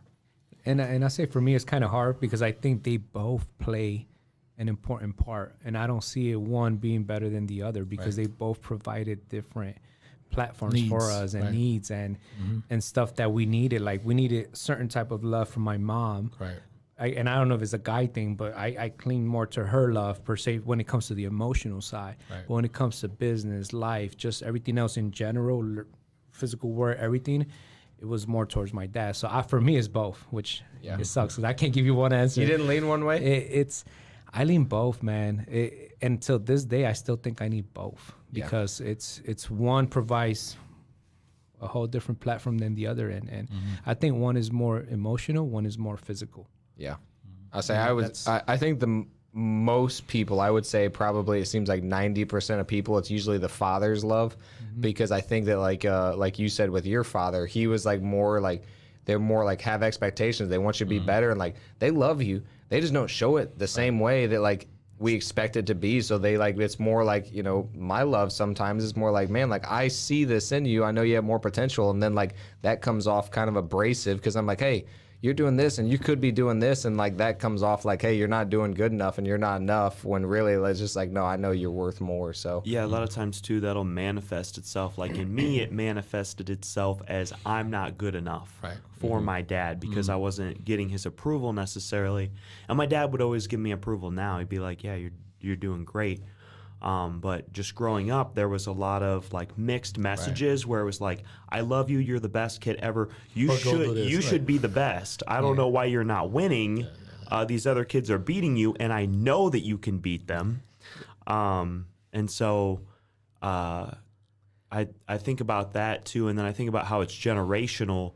And how I pass that down to my daughter, how does, you know, that I'm not good enough. Like mentally, she may not have internalized it yet. It's still going to be a generational thing where obviously I'm trying to curb it and pass less of it down. How do you guys manage that? You see some mistakes that your parents made, and then how do you manage not creating that like generational continuous dysfunction and passing those things on to your kids? Like, you know, I know you mentioned how we manage. I think right now we're still learning. We're only doing the best that we could, right? Because I think our parents did the best they could, and you know, to their level. Now it's up to us to do even better. But I think my mom, she would just be happy. Even to this day, let's say for example, I could be like, "Hey, Ma, I have a closing." She'd be like, "Oh my God, yeah, you have a closing!" Like she's super excited, right? Every time, which you know. I don't know how many closings in, but she's always happy. Same thing was when we were younger. Oh, Ma, look, I passed this grade. Okay. She was always happy. My dad was more like, no, wait, you have more potential. So he was happy, but he didn't kind of show it more. Like, yeah, I bought this house. Hey, man, you need to buy more houses. Hey, like my dad has, I don't know how many houses, double digits as well. And he's always like, you need to get me more houses. I'm like, Dad, but you're already like retired. Like, I need to build my portfolio too. Or I need to do this. And he's like, you got to find me more houses. All right, fine. I'll get him another house. But he's always want more and the best for us. You know, at an early age, I didn't see that, but now I do. And I think that's where we get the hustle from, you know, from him more than anything. And then we get the rest of the good stuff from my mom.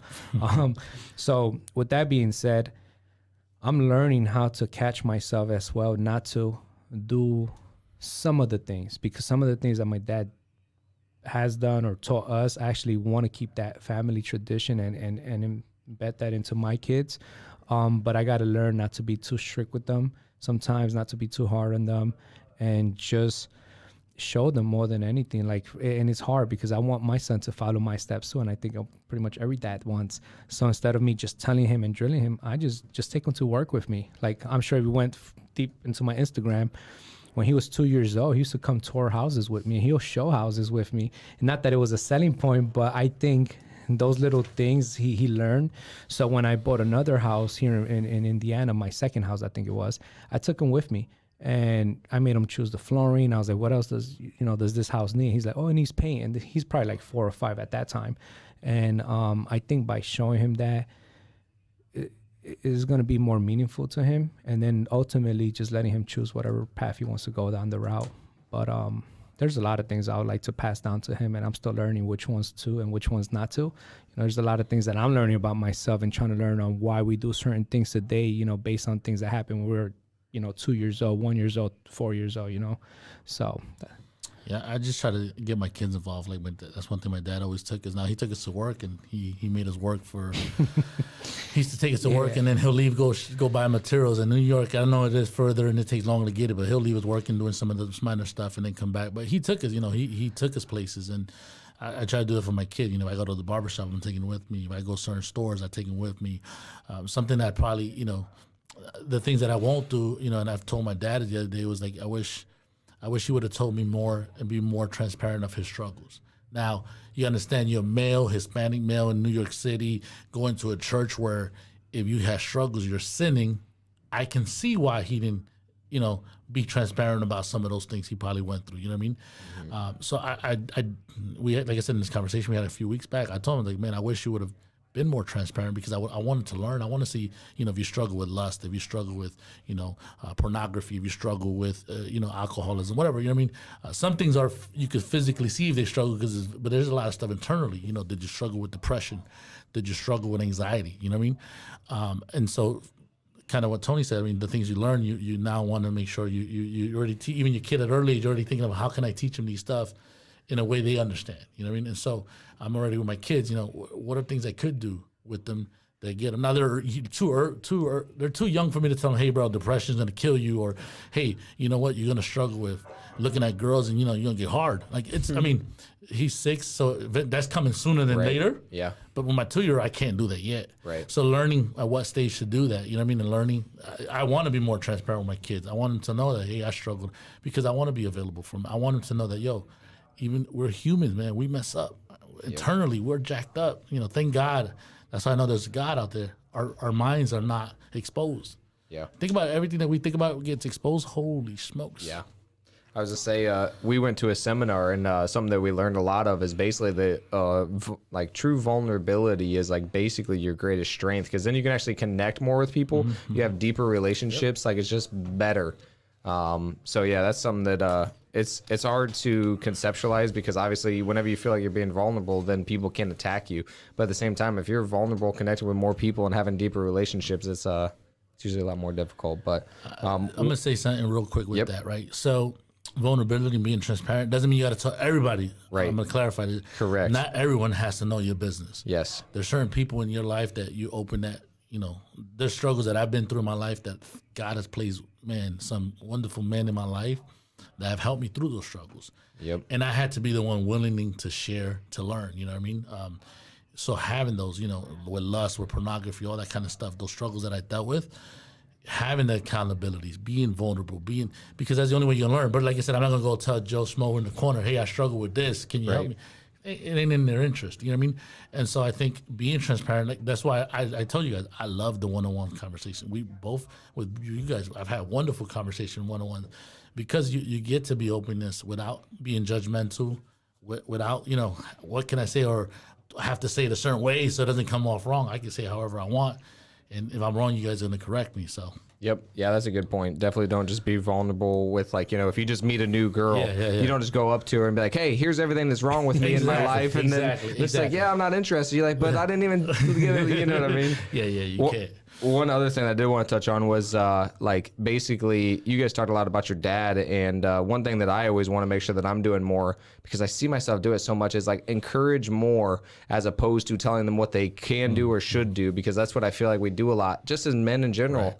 Like you know, I've noticed that when somebody encourages me and says, "Hey, I really like the way that you did this and this," dude. When I was landscaping, there was somebody that came out just like, "Man, you do such a good job mowing my lawn. I really appreciate it." Man, the next time I was there, I was like, "Oh, I'm going to make this even better. I'm going to make this even better than when I did before." But if somebody comes out there and just like, "Man, you guys always do this and always do this," I'm like, yeah, screw this person. Like I didn't even want to do it at that point. So I think it is interesting how like encouragement versus like just telling people what is possible is like a huge difference on how we as humans react. It goes back to love languages. You know, so I'm believe it or not, I learned that I'm a guy of words of affirmation, but it has to be for certain people. Yeah. You know, somebody could tell me, "Hey, you do good in this." I don't care. You know, but you know, somebody else that I know, it's words, like you said, and it may be different. Some people's, you know, giving, some people's time. You know, my wife, you know, I can tell her all the nice things she does. For her is more like, "Yo, did we have our even though we work together, we're swamped throughout the day. We're doing so much different things. Did I take the time to spend that little moment with her alone, just me and her? You know, where we go on our little dates and you know, or we watch a movie at night, which she, you know, those are little things. So it really learning and as leaders, when we learn the love language of the people that we have around us, and we learn how to communicate that, it helps us a lot better. It makes it easier to build the relationships and motivate them, like you said, motivate them, because you know, hey, if I tell them, you know, they're gonna be more appreciative of what's going on. So yeah, that's a good point. Is like knowing what people actually want with their life and how to encourage them. Because if you're employees and you're encouraging them with a bunch of gifts and they don't give a crap, they'll leave anyway. But if you like say nice things, like I'm like you, words of affirmation are more important to me. And a lot of people think that's crazy. They're like, I remember in the car business, you know, everybody seemed like they were more about money. And when I told them that I don't care about money, I care about like getting that plaque, like that recognition. Recognition was important for me. Still is. That's why I'm like struggling. I'm like, man, I can't be the best at anything because there's no trophy. And so that does bother me. And I've noticed that. Like for me, it's not about the money, but it's more about trophies. But like when I told the other guy there, that I was like, dude, if I don't get treated right and like you guys like don't recognize and like treat me like I'm nothing, I don't care if you pay me a ton of money. Like it's just not, it's not worth it. Same here. I had to find something to supplement that. So for me, it was, all right, for every house, I'm going to put a little charm, the Pandora charm thing in my wife's, whatever, you know, stuff. Well, she must have a big She's got double digits now. Long story short, it's a necklace now. It's too heavy. It's just sitting at home. I'll be honest. I just got to a point where I just stopped buying them, and she's like, "Hey, you haven't bought more." It's gonna serve as accountability for her. So now you're on the record. I was in Vegas. I forgot like 2-3 weeks ago, and then I made sure I made a stop at Pandora and bought like 3 more, just so that's awesome. Fill them in. But at least it keeps you going, which is something small as that. So I agree with what you're saying. Sometimes you get to a point where like the recognition necessarily doesn't come from money or other stuff, which is amazing because you view life differently, and that's what has made you successful, I believe, because you stop chasing the money. Right. Well, it's hard. Yeah, it's hard to conceptualize that because a lot of people think that's what you're chasing, and I'm like, dude, like I want, like I don't know what I want. Actually, I need to figure that out more because I haven't really defined it as well now. I know we're getting like close to like I keep wanting to get to a destination, then I'll figure it out, and I'm realizing that I'll never get there. So never, bro. Yeah, I'm realizing that. Have you ever read that book, Life in Air, by Steve Cook? No. Okay. Oh, is that where you got it from? Yeah. Okay, I'll read it. Yeah, it's a good read. Yeah. I mean, I agree with certain stuff, but once again, get the best that you can out of it. Yeah. Yep. So I got a couple political questions. Oh, let's go. Got a couple political questions. Yeah, I don't do nothing political. too crazy. Nothing too crazy. Just skimming the surface, kind of. Donald Trump. The second one's gonna be a little rough. Biden. Yeah. Black, white. This one will be an easier one. Growing up with a family who immigrated to the U.S. in the recent past gives you a unique perspective on being an American. What does it mean to you both to be American? What does that mean? I really don't even know how to answer that question because I don't know what American is supposed to look like. I mean, we live in a country where everybody's different. You know, everybody has their own opinion of what it is to be an American, what it is to be an immigrant. I mean, I think different. My point of view of an immigrant is probably something different than yours. And yeah, I really never even thought about it, honestly, which is so funny because I know when we were in Florida, we talked a little bit about politics here and there, but I don't even watch the media or the news like that to a certain degree. I could care less. Like today, you could be president, and I'll guarantee you 100% you would not affect me or change my perspective, how I live my life. Because if it hasn't done so in the last 20 years, what difference will it make today? So I really don't even follow that, believe it or not. Same thing, I remember, when was it, 08? There was like the housing market, back in 05, 06, 07, 08, whatever years that they said, we were in a recession and things of that nature. I didn't feel it.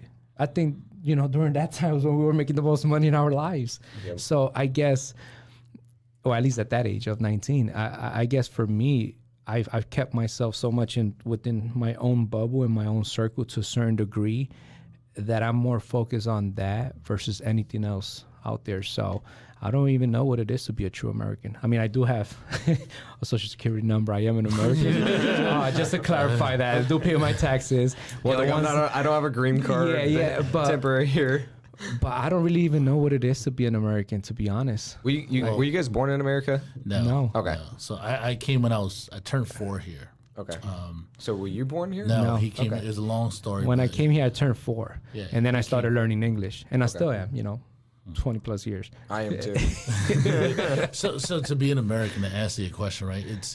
It's a blessing, man. I love America. This is all I know. You know what I mean? I actually haven't been back to Ecuador since I left, and that's since 4. Since 4. Oh my god! And that has to do with a combination of when you grow with your parents and they get to go and you want to stay in New York City because you don't want to leave the summer. That summer, you don't want to miss the thing, whatever it was. So you missed out on trips, and then the last time the whole family went, I couldn't go because my wife was pregnant, and so then I think they went afterwards. So I want to go back. I want to take my kids now. I'm waiting. Okay, do I go now? Well, I'll have another one on the way, so I have to wait now another year. And then COVID hit and all this kind of stuff. Let us know. Well, I want to go too, dude. That'd be so fun. We go.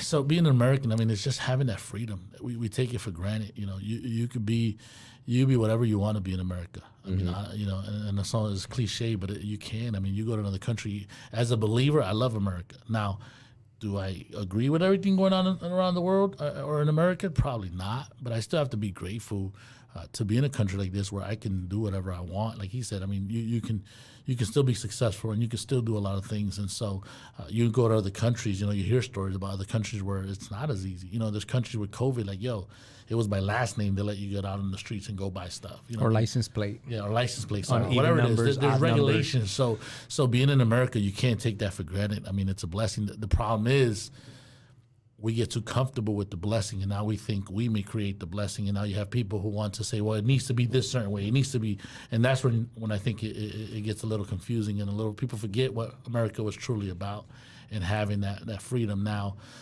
if you get to politics, it's a whole mess in itself, but, anywhere you go, you're going to have issues. Any country. I don't think there's a perfect country out there.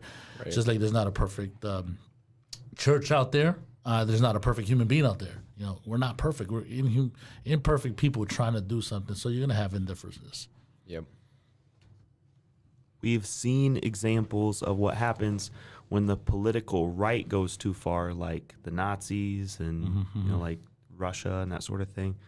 When will we know that the political left has went too far? I don't know. When it's too late. I mean, Yeah, once it's on the news, it's too late. No. I think did they know when they were in there? No. You know what I mean? So it will be aftermath. You know what I mean? And so this is why we have to be the best, and then go back to showing grace. And me once again, right? And this is why I feel like God created that opportunity for me. I'm in the middle of both. I'm an immigrant, right? My parents had to do what they needed to do to get here, and then I have friends, who grew up and I have a relationship with people who were born here, never had to experience immigration, right? And so I'm blessed to be in that opportunity and to have that opportunity where I can speak into both. And I understand both sides. We talk about illegal immigration and all that kind of stuff. I mean, we could be here for hours for that, but being in the middle allows me to have grace and show grace on both sides. And we've had conversations, some good ones, some ugly ones. But it's those relationships. I mean, we get to talk about it. That's the freedom we have. You know what I mean? I'm not going to look at you different because you may think different than me. That's the beauty of being in America. Now, my job would be more, like I said, show you guys grace if I think or I feel like maybe I got to show them, or vice versa. I have to be humble and be like, you know what? He challenged me. That question he asked, whether I agree with it or not, it challenged me to rethink my thought process. Yep. And then one thing my wife always tells me,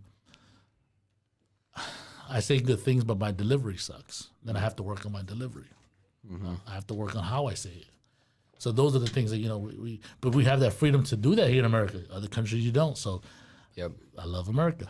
I'll say that's one thing that like always bothers me. If like I honestly, I heard a good quote. I can't remember exactly, but it's basically something to the effect of like, you know, I might not agree with you, but I will, like, you can say whatever and I will die for your right to say it, something like that. But I agree with that a lot. The only thing that does bother me is that whenever somebody doesn't even understand why they believe what they believe, like, you know, as long as, dude, I want you to think what's your thoughts, and if it's completely opposed to mine, I'm cool with that. But as long as you have like reasons from your own like brain that actually kind of makes sense a little bit, and you can actually back up why you believe it. For me, it's just like people who believe something or say something and they have no idea what they're talking about. That actually does bother me a lot. That, and also, you know, I think is the approach to and how it's being said. True. You know, there's a lot of things you can tell people, and as long as the approach is right, the message could be delivered and actually in the right way that you want to do. True. And you know, we can sit here all day, and I could be looking at a 6, you could be looking at a 9, you know, until I actually take the time and get you to stand on my side and say, hey, look at it from this perspective. Yep. But if Look, you just it's a yell at them, 6. hey, it's a 6. Why are you Yeah. so stupid? Then I'm like, I'm not even coming over to your side now. But now here's the thing. Not only that, but take the time now to go on your side and stand in your side and say, hey, you know what? That is a 9. But now you see where I'm standing from, and I see it as a 6, and I know where you're coming from, where it's a 9. Yep. So at the end of the day, it's the approach and how you just treat people too. I think there's things that need to be said a certain way. So once again, you know, something as small as somebody giving you a compliment for saying, hey, you cut the lawn good, you know, you did a good job. It boils down to that. And I'm kind of like that mirror as well. So if you come to me a certain way, you're going to get it right back, which I don't even want to sometimes, but that's just the nature. Your emotions just move right to like my guard goes up real fast, or I'm going to react a certain way versus you approaching me in a different manner. And, you know, I think that makes a big difference. Yeah.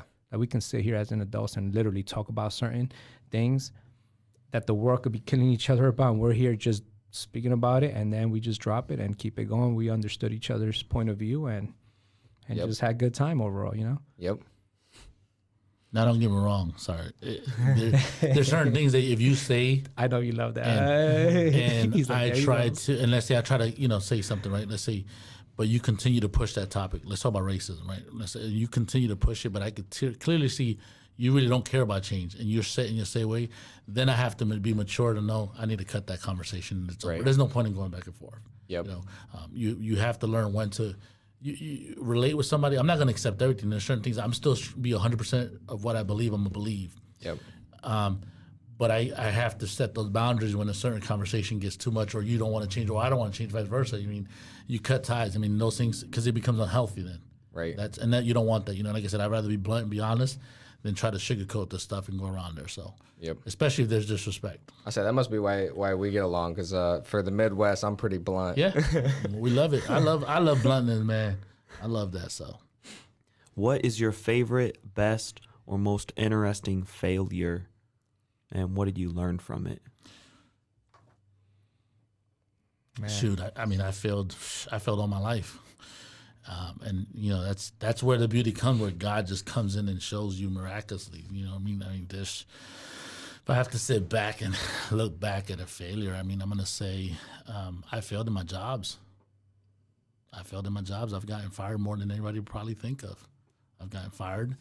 But like I said, God has turned that around and blessed me beyond measure. I don't think if I would have never got fired, I would have never been where I'm at today, if that makes any sense. And being fired, people may take that as bad, but you know, the crazy part, I've got fired for stupid stuff. That's the funniest part, you know, the stupidest stuff.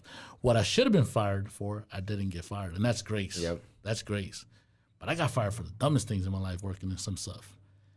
But you know what? That's the beauty of God not exposing all the bad, all the negative, but then showing you, giving me way more than I can imagine.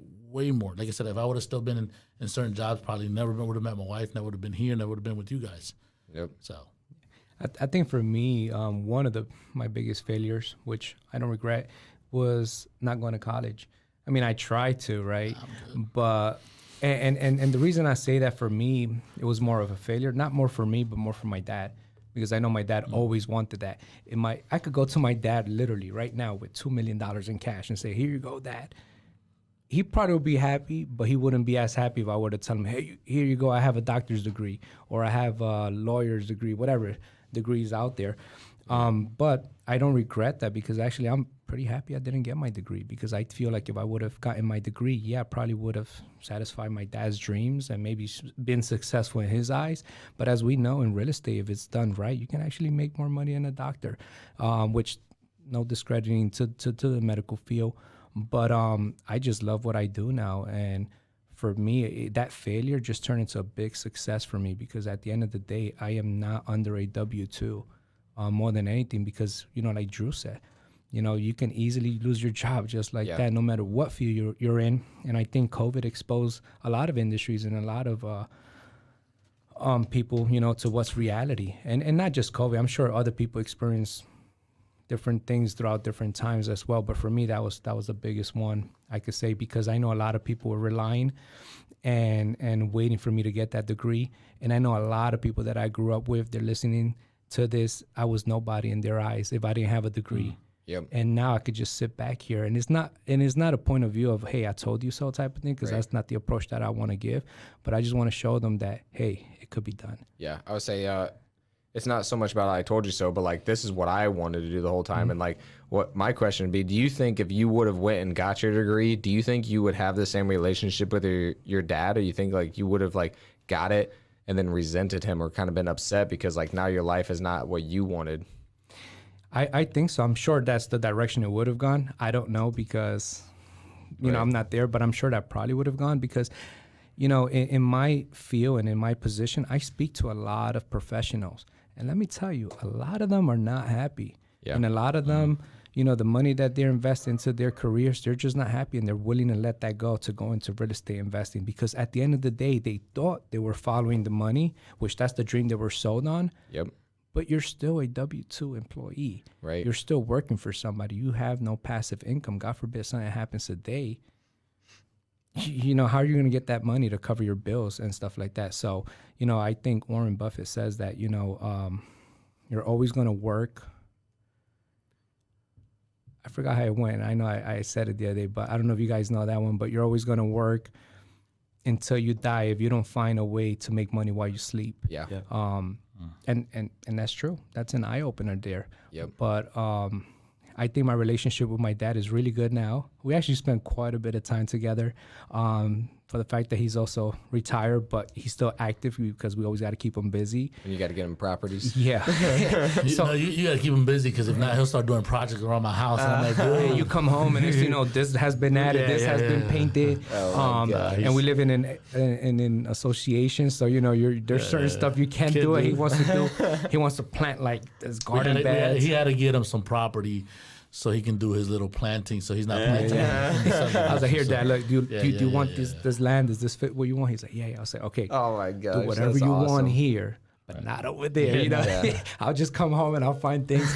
But I think my relationship, or our relationship with my dad or my parents in general, has grown so much, man. I can't appreciate it enough, especially coming from a mature stage. Like, I could literally sit down, chat with my dad, speak about stuff that I was afraid to speak to him when I was younger. Now it's kind of the opposite. Now I feel like he's coming under our wing, and we're trying to show him and guide him through certain stuff, because he did the very best he could when he came to this country. He didn't know financial freedom. He didn't know financial literacy. He didn't know what it was to live the American dream. All he knew was the work mentality. That's it. And even to this age, if he doesn't work, he feels like he's not being successful. He's not being useful. But it's been a blessing, to keep both of my parents, they're still alive, and to keep that relationship with them has been great, man. And I don't regret it. And once again, I feel like if I would have gone the opposite direction, I can only speak about my experience, right, and the people that I know. So for those that are listening, I see many professionals that actually got the degrees and left their parents. Actually, there was that stepping stone for the parents. The parents pay for the college, pay for everything. Next thing you know, the kids are not doing anything for the parents. For me, I take a lot of pride into that. For me, my success is being able to retire my parents, help them out, pay for their travel, even though I don't have to. But I love traveling with them. Like I always tell them, hey, you want to come with me? Hey, let's go here, let's go there. So it's just a great relationship, honestly, overall. I mean, and being here together, I mean, they're a huge help, to our family, I wanna give a charge to the people that are listening, actually, because I struggle with this a lot. How many jobs did you have, Dakota, when we were talking about this the other day at dinner? How many jobs? It was 11 or 12. I had 14 jobs before I started doing this, and Dakota actually let me do this. This was just like something on the side. So if you're watching and you don't know what you're going to do with your life, you don't have a vision, a dream, or goals that are worth struggling for, and your parents or friends or family or folks around you are putting pressure on you for you to figure out what you're going to do and figure your stuff out. Don't judge yourself based on what they want you to do. Just judge yourself against yourself. And then also, if you're doing things consistently to set yourself up to become a better person, like you're exercising, you're listening to podcasts, you're doing some sort of daily spiritual practice, you're putting yourself in a position to get lucky, because, when you prepare and you end up with an opportunity, that's when luck happens. If you're doing those things consistently and let's say that you're 30 or you're 40 years old. Gary Vee does this all the time with people. He'll look at them and be like, if you're 30, you're still a kid. Like, you're still a kid. You still have time. You have all the time in the world, even though time is very finite and we're running out of it constantly. It's like this oxymoron, right? Like, you still have time to run into your life's work, to find a vision, to find a dream, to find a goal that's worth struggling for and working towards. So I just wanted to say that to the folks that are listening, in case you're like, man, I really wish that I could figure this stuff out. Like, I used to cry in my bathtub at my dad's house, just like, man, I know that I have so much potential. I have no idea what to do. So that's my charge to people listening. Yeah, I would say I remember Grant Cardone. I've talked about this on the podcast before. I don't know if you guys have seen Grant Cardone and Ed Milet in a podcast interview, but that was one of my favorite interviews that I've ever heard. And Grant talks a lot about depression there and how most people's depression comes from knowing what they're capable of inside of them and then not doing anything about it. And a lot of times it is based on other people's expectations of who we are, who we're supposed to be, and what we're supposed to become. And then we just go with them because we don't want to let them down. Like, you don't want to let your dad down, you know what I mean? Like, you love your dad, like, you care for him and you want to, like, meet their expectations. And as men, a lot of times we put that on kids. And a lot of times it's not even like the parents don't even know what they want for the kids, Like, your dad, it was not just like, hey, I want you to be in real estate. Like, he didn't know, but then now, like, that you're doing it, he's like, just like your dad, he's just like, man, like, I'm proud of you, I'm happy for you. So yeah, I think a lot of times they don't know exactly what is best for your life, which goes back to the question I was asking Jordan. Like, sometimes we put that expectation on what we think other people are supposed to do with their lives, when really it should be about what do they want to do with their lives more so. But at the same time, if what they want to do with their lives is doing drugs and like going and like doing stuff, obviously, like, there's always like that. You can never be too one-sided, it seems like. But what do you guys think? Anything about that? Anything to say? I mean, just chiming in with the depression, I think most people that are depressed is because they're not expressing themselves. And I feel like, a channel needs to be provided for them to be expressing themselves through different channels and different vehicles of whatever, way or form. And hopefully people that are listening to this may benefit from that. But yeah, man, it's all in the mind too at the same time, and learning how to control our awareness and what we're saying to people too. Because, it could be something so small to us and it can make a huge impact to the person that we told whatever to. Yep. That is crazy. And it's so different. I mean, I think nowadays it's even harder because you have social media. And so the biggest thing is, I think what you said is you said judge. I'm going to say compare. Don't compare yourself to others. Mm-hmm.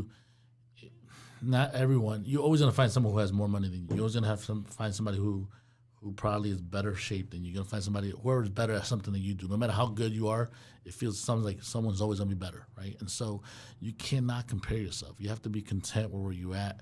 Obviously, there's a drive to want to do better because I think that's a human nature. Mm-hmm. But it's okay to be in a season where it's not okay. Like, it's okay to not be okay. I mean, shoot, I'm here with you guys because obviously we've been successful, but, you know, we all went through hard times, you know, and sometimes we don't want to talk about those stuff, but we went through hard times, and people are going to go through hard times. And like you said earlier, 30 is still young because, you know what? We don't know how long we're going to live. So why start thinking, oh, it's too late, and then you live it's too late for the next 30 years. You know what I mean? It's never too late. You don't know until you take your last breath. It's never too late to get your life. And it's not all about just financially. I mean, there's priorities. Obviously, if you believe in God, and your relationship with God should be the most important one. But if not, you have family. You know, you have your spouse, your significant other. You have your kids. I mean, focus on those. You know, focus on being a better version of you than you were yesterday.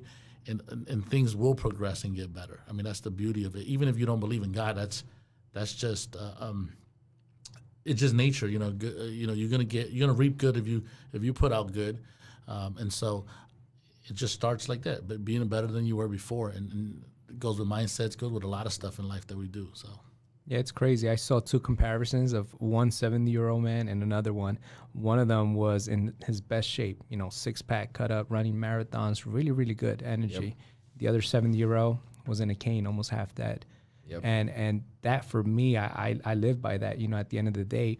But when I see those two 70-year-old guys, I don't see them as two individuals. Mm-hmm. I see them as both being myself. And which one do I want to end up in? Do I want to end up this route, or do I want to be there? Because ultimately, the only one that I compete with is myself. Right. Like, yeah, you can use energy from other people as inspiration. Like, wow, man, this guy got another deal. But at the end of the day, is what aligns with my goals, what I want to do. Maybe my alignment is not to have this amount of money or drive this car. Like, you know, there's a lot of new cars out there, popular ones. I'll be honest, I've driven one and I've sat in one, and they don't satisfy me as much as my Lexus does, which is so funny. Exactly. It is crazy. I thought the same thing about the McLaren. I was like, dude, this is not what I want. Yeah. Yeah. I was only going to talk for a second. It's all right. What is your superpower for both of you?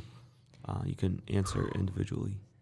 Man, I think it took me a while to get to this, which maybe 8 years ago, I asked myself, like, man, because, like, honestly, I've been blessed that I have so many different things that I could do. I'm very diverse, and I think, once again, being in survival mode, if real estate were to crash today, I always have a backup plan. Like, I can literally go do anything because I've done so. I mean, if you mentioned 13, 14 jobs. Oh yeah, we had it all too. You know, we learned everything, not because we wanted to, or not because I was trying to just bounce around. But if I were to narrow it down to one, I would say is vision, being a visionary. It took me a while to get to that because I was always surrounded by different people, and I'm like, man, this person does this person has this person has that. And yeah, I'm over here with so many different things, and I just couldn't adapt to acknowledging that the visionary aspect was my superpower. And once I figured that out, I just took off with it. And here I am. For me, I think it's going to be the ability to adapt to change. We live in a society where things constantly changing. My wife hates it sometimes because, like, man, we move from one house to another, and it's like nothing. Like, it doesn't bother us. You know what I mean? That's been a blessing, you know, being able to change. I mean, I moved from Brooklyn, New York to Goshen, Indiana, you know what I mean? Mm-hmm. So a small little town, and then to Fort Wayne. And so adapting to change has definitely been a key component into where we are successful today. So I definitely gotta say that with Eddie, Ed. I feel like a lot of that's hustle too. I was asking him the other day. I was asking Eddie. I was like, who do you think works harder? You or your brother? Hustle's more. And he's like, I think it's Ed. Well, hustle. Yeah, I'm always on a hustle, but I mean, more than most people though. Yeah, who said who works harder or hustles harder? I said Ed, because he's always hustling. Like I think I always have my like stopping point, or to a certain degree, which I give him credit because he could do a lot more stuff that I'm like, huh? Like, I'm busy doing this other things, and he's over here doing this, doing that, sneakers, shoes, and I give him credit for that. So, yeah, he hustles, man. Yeah. I mean, I hustle too, but. Yeah. I say we all do. Dude, that's what I'm saying. It's like we all hustle. Like, we're all hustlers. But then, like, when I see Ed, I'm just like, holy crap, this guy's a whole nother level. So I'd say that's definitely one of his superpowers. And you know what's the funny thing? He's been like this since we're like 5-6 years old. That's the crazy part. Wow. You know, most of the stuff that I've done, I learned from him, you know, whether it was good, bad. You know, we kind of picked up the same paths without even knowing. And here we are now without actually planning this out. Like, we could have never imagined what we have established on the platform. Like, my dad's dream was always to have a family business, which is so funny because he always wanted us to have a degree and go to college. But I felt like we were that route. We would have never been business owners or been entrepreneurs. So without us even planning it, everything just aligned. Like, literally from going to Florida over here to real estate to management to investing, it's just something we never imagined of. It just it's landed. crazy. Now that he mentions it and started to come off, but so it's 4 brothers, right? But growing up, the younger one was too little to get involved in the things we did. And then my older brother was always stuck to himself. He was too cool to be with us. He was more mature than I wouldn't even call it. He was just, he likes to be, and everybody's different. There's nothing wrong with that. But, he was more to himself. You know what I mean? He did his things, whatever. So for me growing up, I mean, I'm like, my brother's going to be doing stuff he's not supposed to. I'd rather him do it with me because I can keep an eye out on him versus him going on his own. So we used to do a lot together. I mean, we've done some crazy stuff in life together. And it's funny because, like he said, we didn't plan it. He went to Florida. I came over here. We still loved it. It wasn't like, we hate each other. We got separated. No, I still travel back and forth every other month or 2 months. Yeah, or we so. went on my life, and now it's full circle because now we're working. I work with him more than any other of my other brothers. It's crazy how that just circle. We connect. We're the middle child, but we just connect. From going to school, buying quarter chips, quarter Jews with the dollar we used to have, and go resell the pretzels at the cafeteria because that's the only thing we're able to bring. Oh yeah, it was. Yeah, we have stories, man. But thank God we're alive and we're here. Exactly. To at least tell, what not to do. 60 years from now, you're dying, and it's imminent. You have 1 day left. You have one final message. It'll be your legacy to the world. What is it for each of you? I think, obviously, there's a lot of stuff we want to tell people, but to be able to condense it, it'll be more like something simple as read the right books. # invest in yourself. Because when people are driving, their time spent is so small. That's what I would probably leave them. That's the message out there. You guys should already know my message. It's simple. Just ask. It's simple. You got to learn how to ask. You got to learn how to put yourself out there. You have to, it goes in deeper, right? You got to learn what to ask, how to ask, when to ask, but starting asking. I mean, asking. You need help, ask. You need something, ask. Because people don't know what you need unless you don't ask. And you're not going to know what you can get unless you ask. Ask for the business. Ask for the sales. Ask for the girl to go out with you. Mm-hmm. You see what I'm saying? You have to learn how to ask. You can't be afraid of rejection. Yep. Or if you don't understand something, that's something that I noticed a lot in school is like, dude, that's why I was like, I got A's and B's, which a lot of people don't know that. I was in trouble a lot, so I always got kicked out. But I got good grades, dude, because I was smart. But not just that, but I asked the teacher if I didn't get something, dude, I'd be like, hey. Yep. Could you repeat that? Because I didn't understand that. Can you do that whole thing again? Seriously, I'd be like, I need that whole thing one more time. But most people were too embarrassed, or they didn't want to, they were too nervous about what other people were going to think about them. Dude, I wasn't scared to ask. I was like, I don't get it. I need it again. Once I got it, dude, I had it down. But just asking. I think a lot of our success and most of people's success, I'm sure, but I'm speaking on our behalf, is I don't think we would be able to go through certain doors if we didn't ask. Like, it's crazy, like the stuff and the platforms and the positions that we've been in, which we're not supposed to be there. Like, statistically, we're not supposed to be successful, you know, and we just worked our way through, Yep. It's crazy. You guys asked us to be on the podcast. No, we didn't. I actually asked you not to. That was so bad. It's like, no, we didn't. Just ask. No, but you have to ask. Well, we just asked you. Yeah, we asked. I mean, you asked. Like I said, it goes more in depth. But and actually, as you guys know, I'm gonna give a little plug. But I am coming out with a clothing brand called Just Ask, as you can see, because You gotta show it to him now. Just show it to him real quick. So just, I mean, I put it in the. Can you see it without? Yep. Okay, Perfect. Cool. So we went to the 10X conference with you guys, and someone asked me like, "Yo, why are you successful?" And I'm like, "Oh, because we get so busy with being successful that we really forget what gets us there. We forget, obviously, besides God, nothing is possible. But I want to give somebody something tangible, because you can say God, and people use that as an scapegoat sometimes. Oh yeah, God, oh God did this. Oh God, and so we then use that. We use God as a crutch, but. It got me thinking, and I think I told you guys, I don't remember what time, I think it was the second day or it was that night. I was like, you know what got me successful was just asking. I mean, we ask from the little things. Shoot, I asked my wife 100 times probably to go out with me. I've asked The waitress. The waitress. I mean, we go to restaurants when we know it's clearly not in the menu. He's like, "Can heck you yeah, my family hates that about me. My family hates that. I go to a restaurant and I ask something off the menu, because for me, it's always been a training process. I always, whenever I had, people just start asking stuff, because it gets you places you would never be before. Now, don't get me wrong, I can't go, hey, can I get $1 million? I mean, sure, you can keep trying. There's nothing wrong with it, because you're gonna just practice ask the right questions and know your environment. Yeah.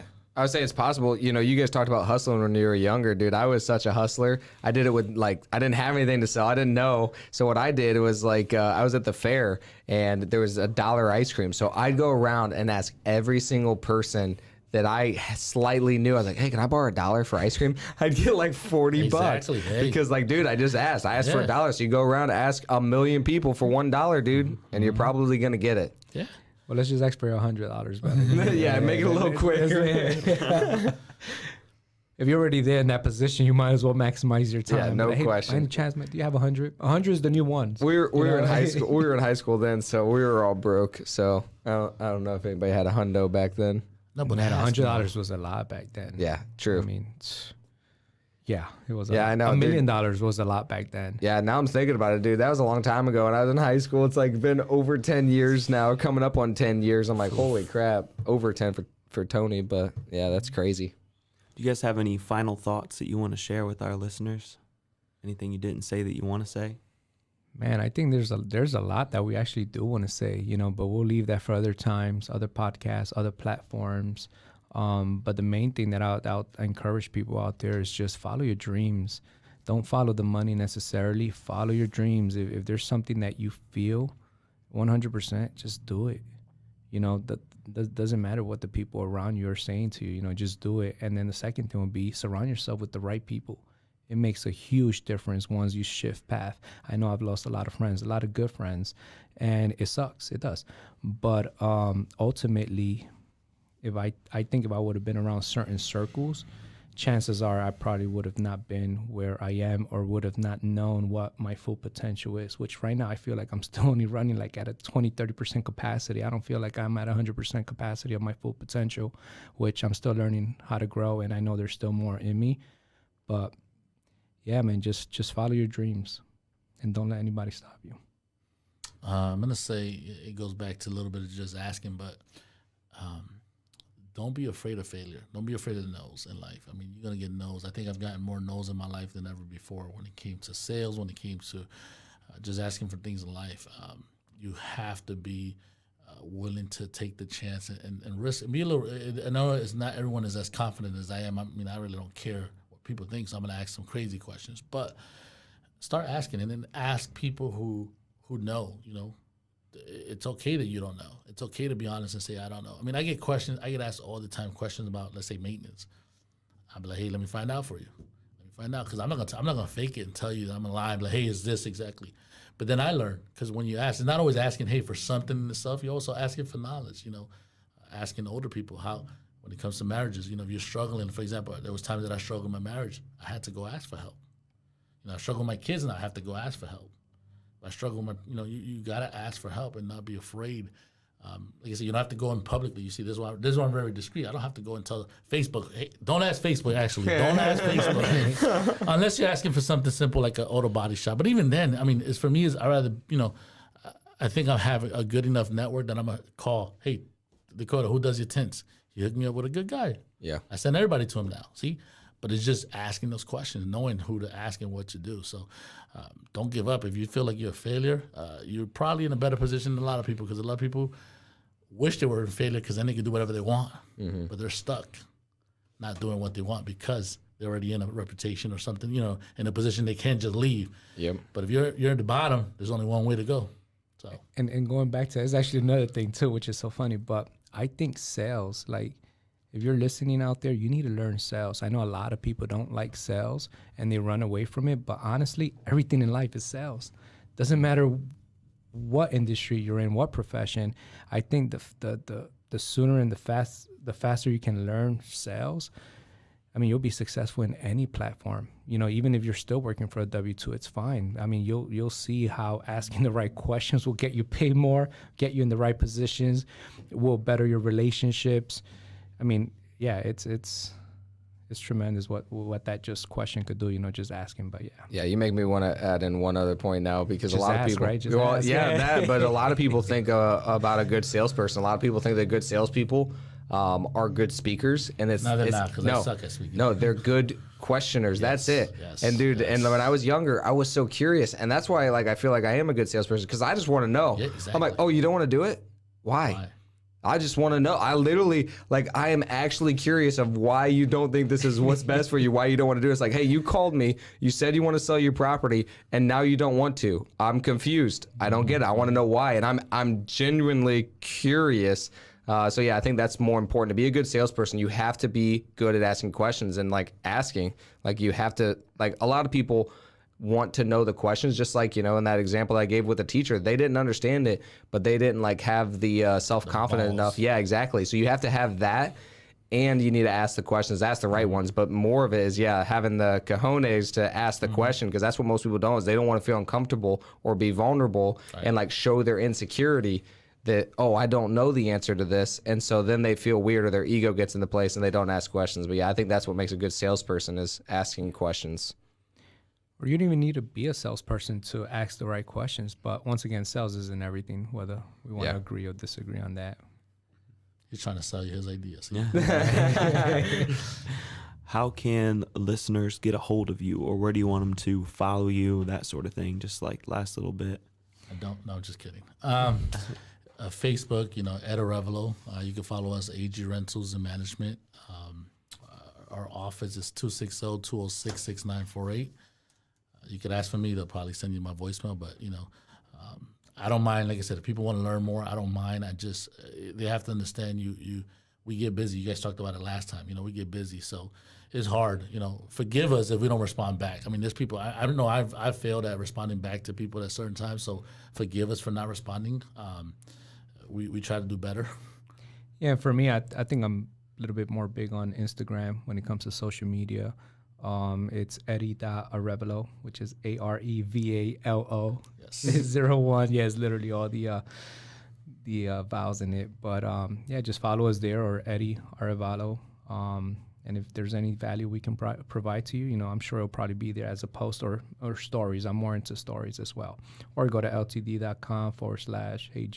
Actually, and about that, you guys don't plug it. I want to plug it for you guys. You guys have a seminar coming up, right?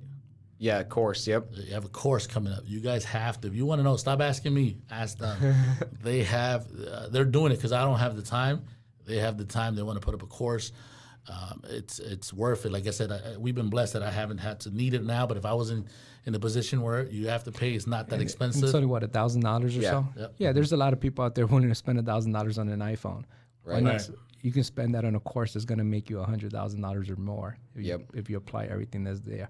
I might even just purchase it myself and then give it away or sell to somebody. Yep, that'd be a good idea. Actually, I was just talking to another guy today who was asking certain questions about pulling the list and stuff. I was like, dude, you could get Tony on the phone for an hour, or he's already planning on buying the course. And I'm like, once this course comes out, dude, we already have that video made. Maybe we'll just send that to you. But yeah, and then also, you guys can just Google AG, and then actually that's who does our management. So if you guys want to rent from us, you could stop messaging us and start messaging Not Ed. me. Yeah. Message AG Rentals. Yeah, exactly. Office So staff you will don't help need to message us for any rentals if you guys It's do. agrentalsfw.com. So that's the FW is for Fort Wayne, and they manage rental properties. So if you have a portfolio that is a decent size, Ed would look at taking it on if you are agreeable and a reasonable person. And we take all, but we teach them too. We have to also we teach tenants. We also teach owners, and that's the beauty. Like I said, once again, I feel like I'm always that middle median. We teach them both sides, and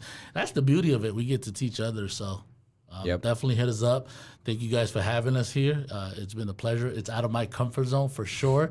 But I appreciate it. But it's fun, man. Thank you guys for having us here. Yeah. And I'm sure we'll be back. And thank you to the viewers for taking their time, almost 2 hours to listen to all of this. Hopefully, we provided the value that you guys were looking for. And if not, we're more than happy to answer any of the questions on the side. Yeah, thank you guys for staying all the way to the end. If you did stay all the way to the end, comment below what was the most impactful part for you guys. Make sure that you like, subscribe, share, follow us, follow them. We'll see you guys on the next one. Hey, give a discount if they stood to the end. Discount if you stayed 10. all the way to the very end. 10%. Yeah, message us. The and first 10 people. the first 10 off. people. Ed's covered. the first 10 people to comment below. Comment AG below if you stayed all the way to the end. We'll get you guys for what? 10% off the course. For the course? Yeah, so we'll make sure we get you the discount code. Comment AG in the comments, but then also comment what was the most impactful, and then maybe leave a little AG at the end. If you already purchased the program, I'm sorry, you're excluded. It's for new people. Yeah, if you already pre-subscribed, then those are probably our biggest fans too. We throw them in the mix for something. How about that? You gotta bless them with something. We'll give them a sweater. We'll give them something. Yeah, we'll get you an LTD hoodie. But yeah, comment below, and we'll see you guys on the next one.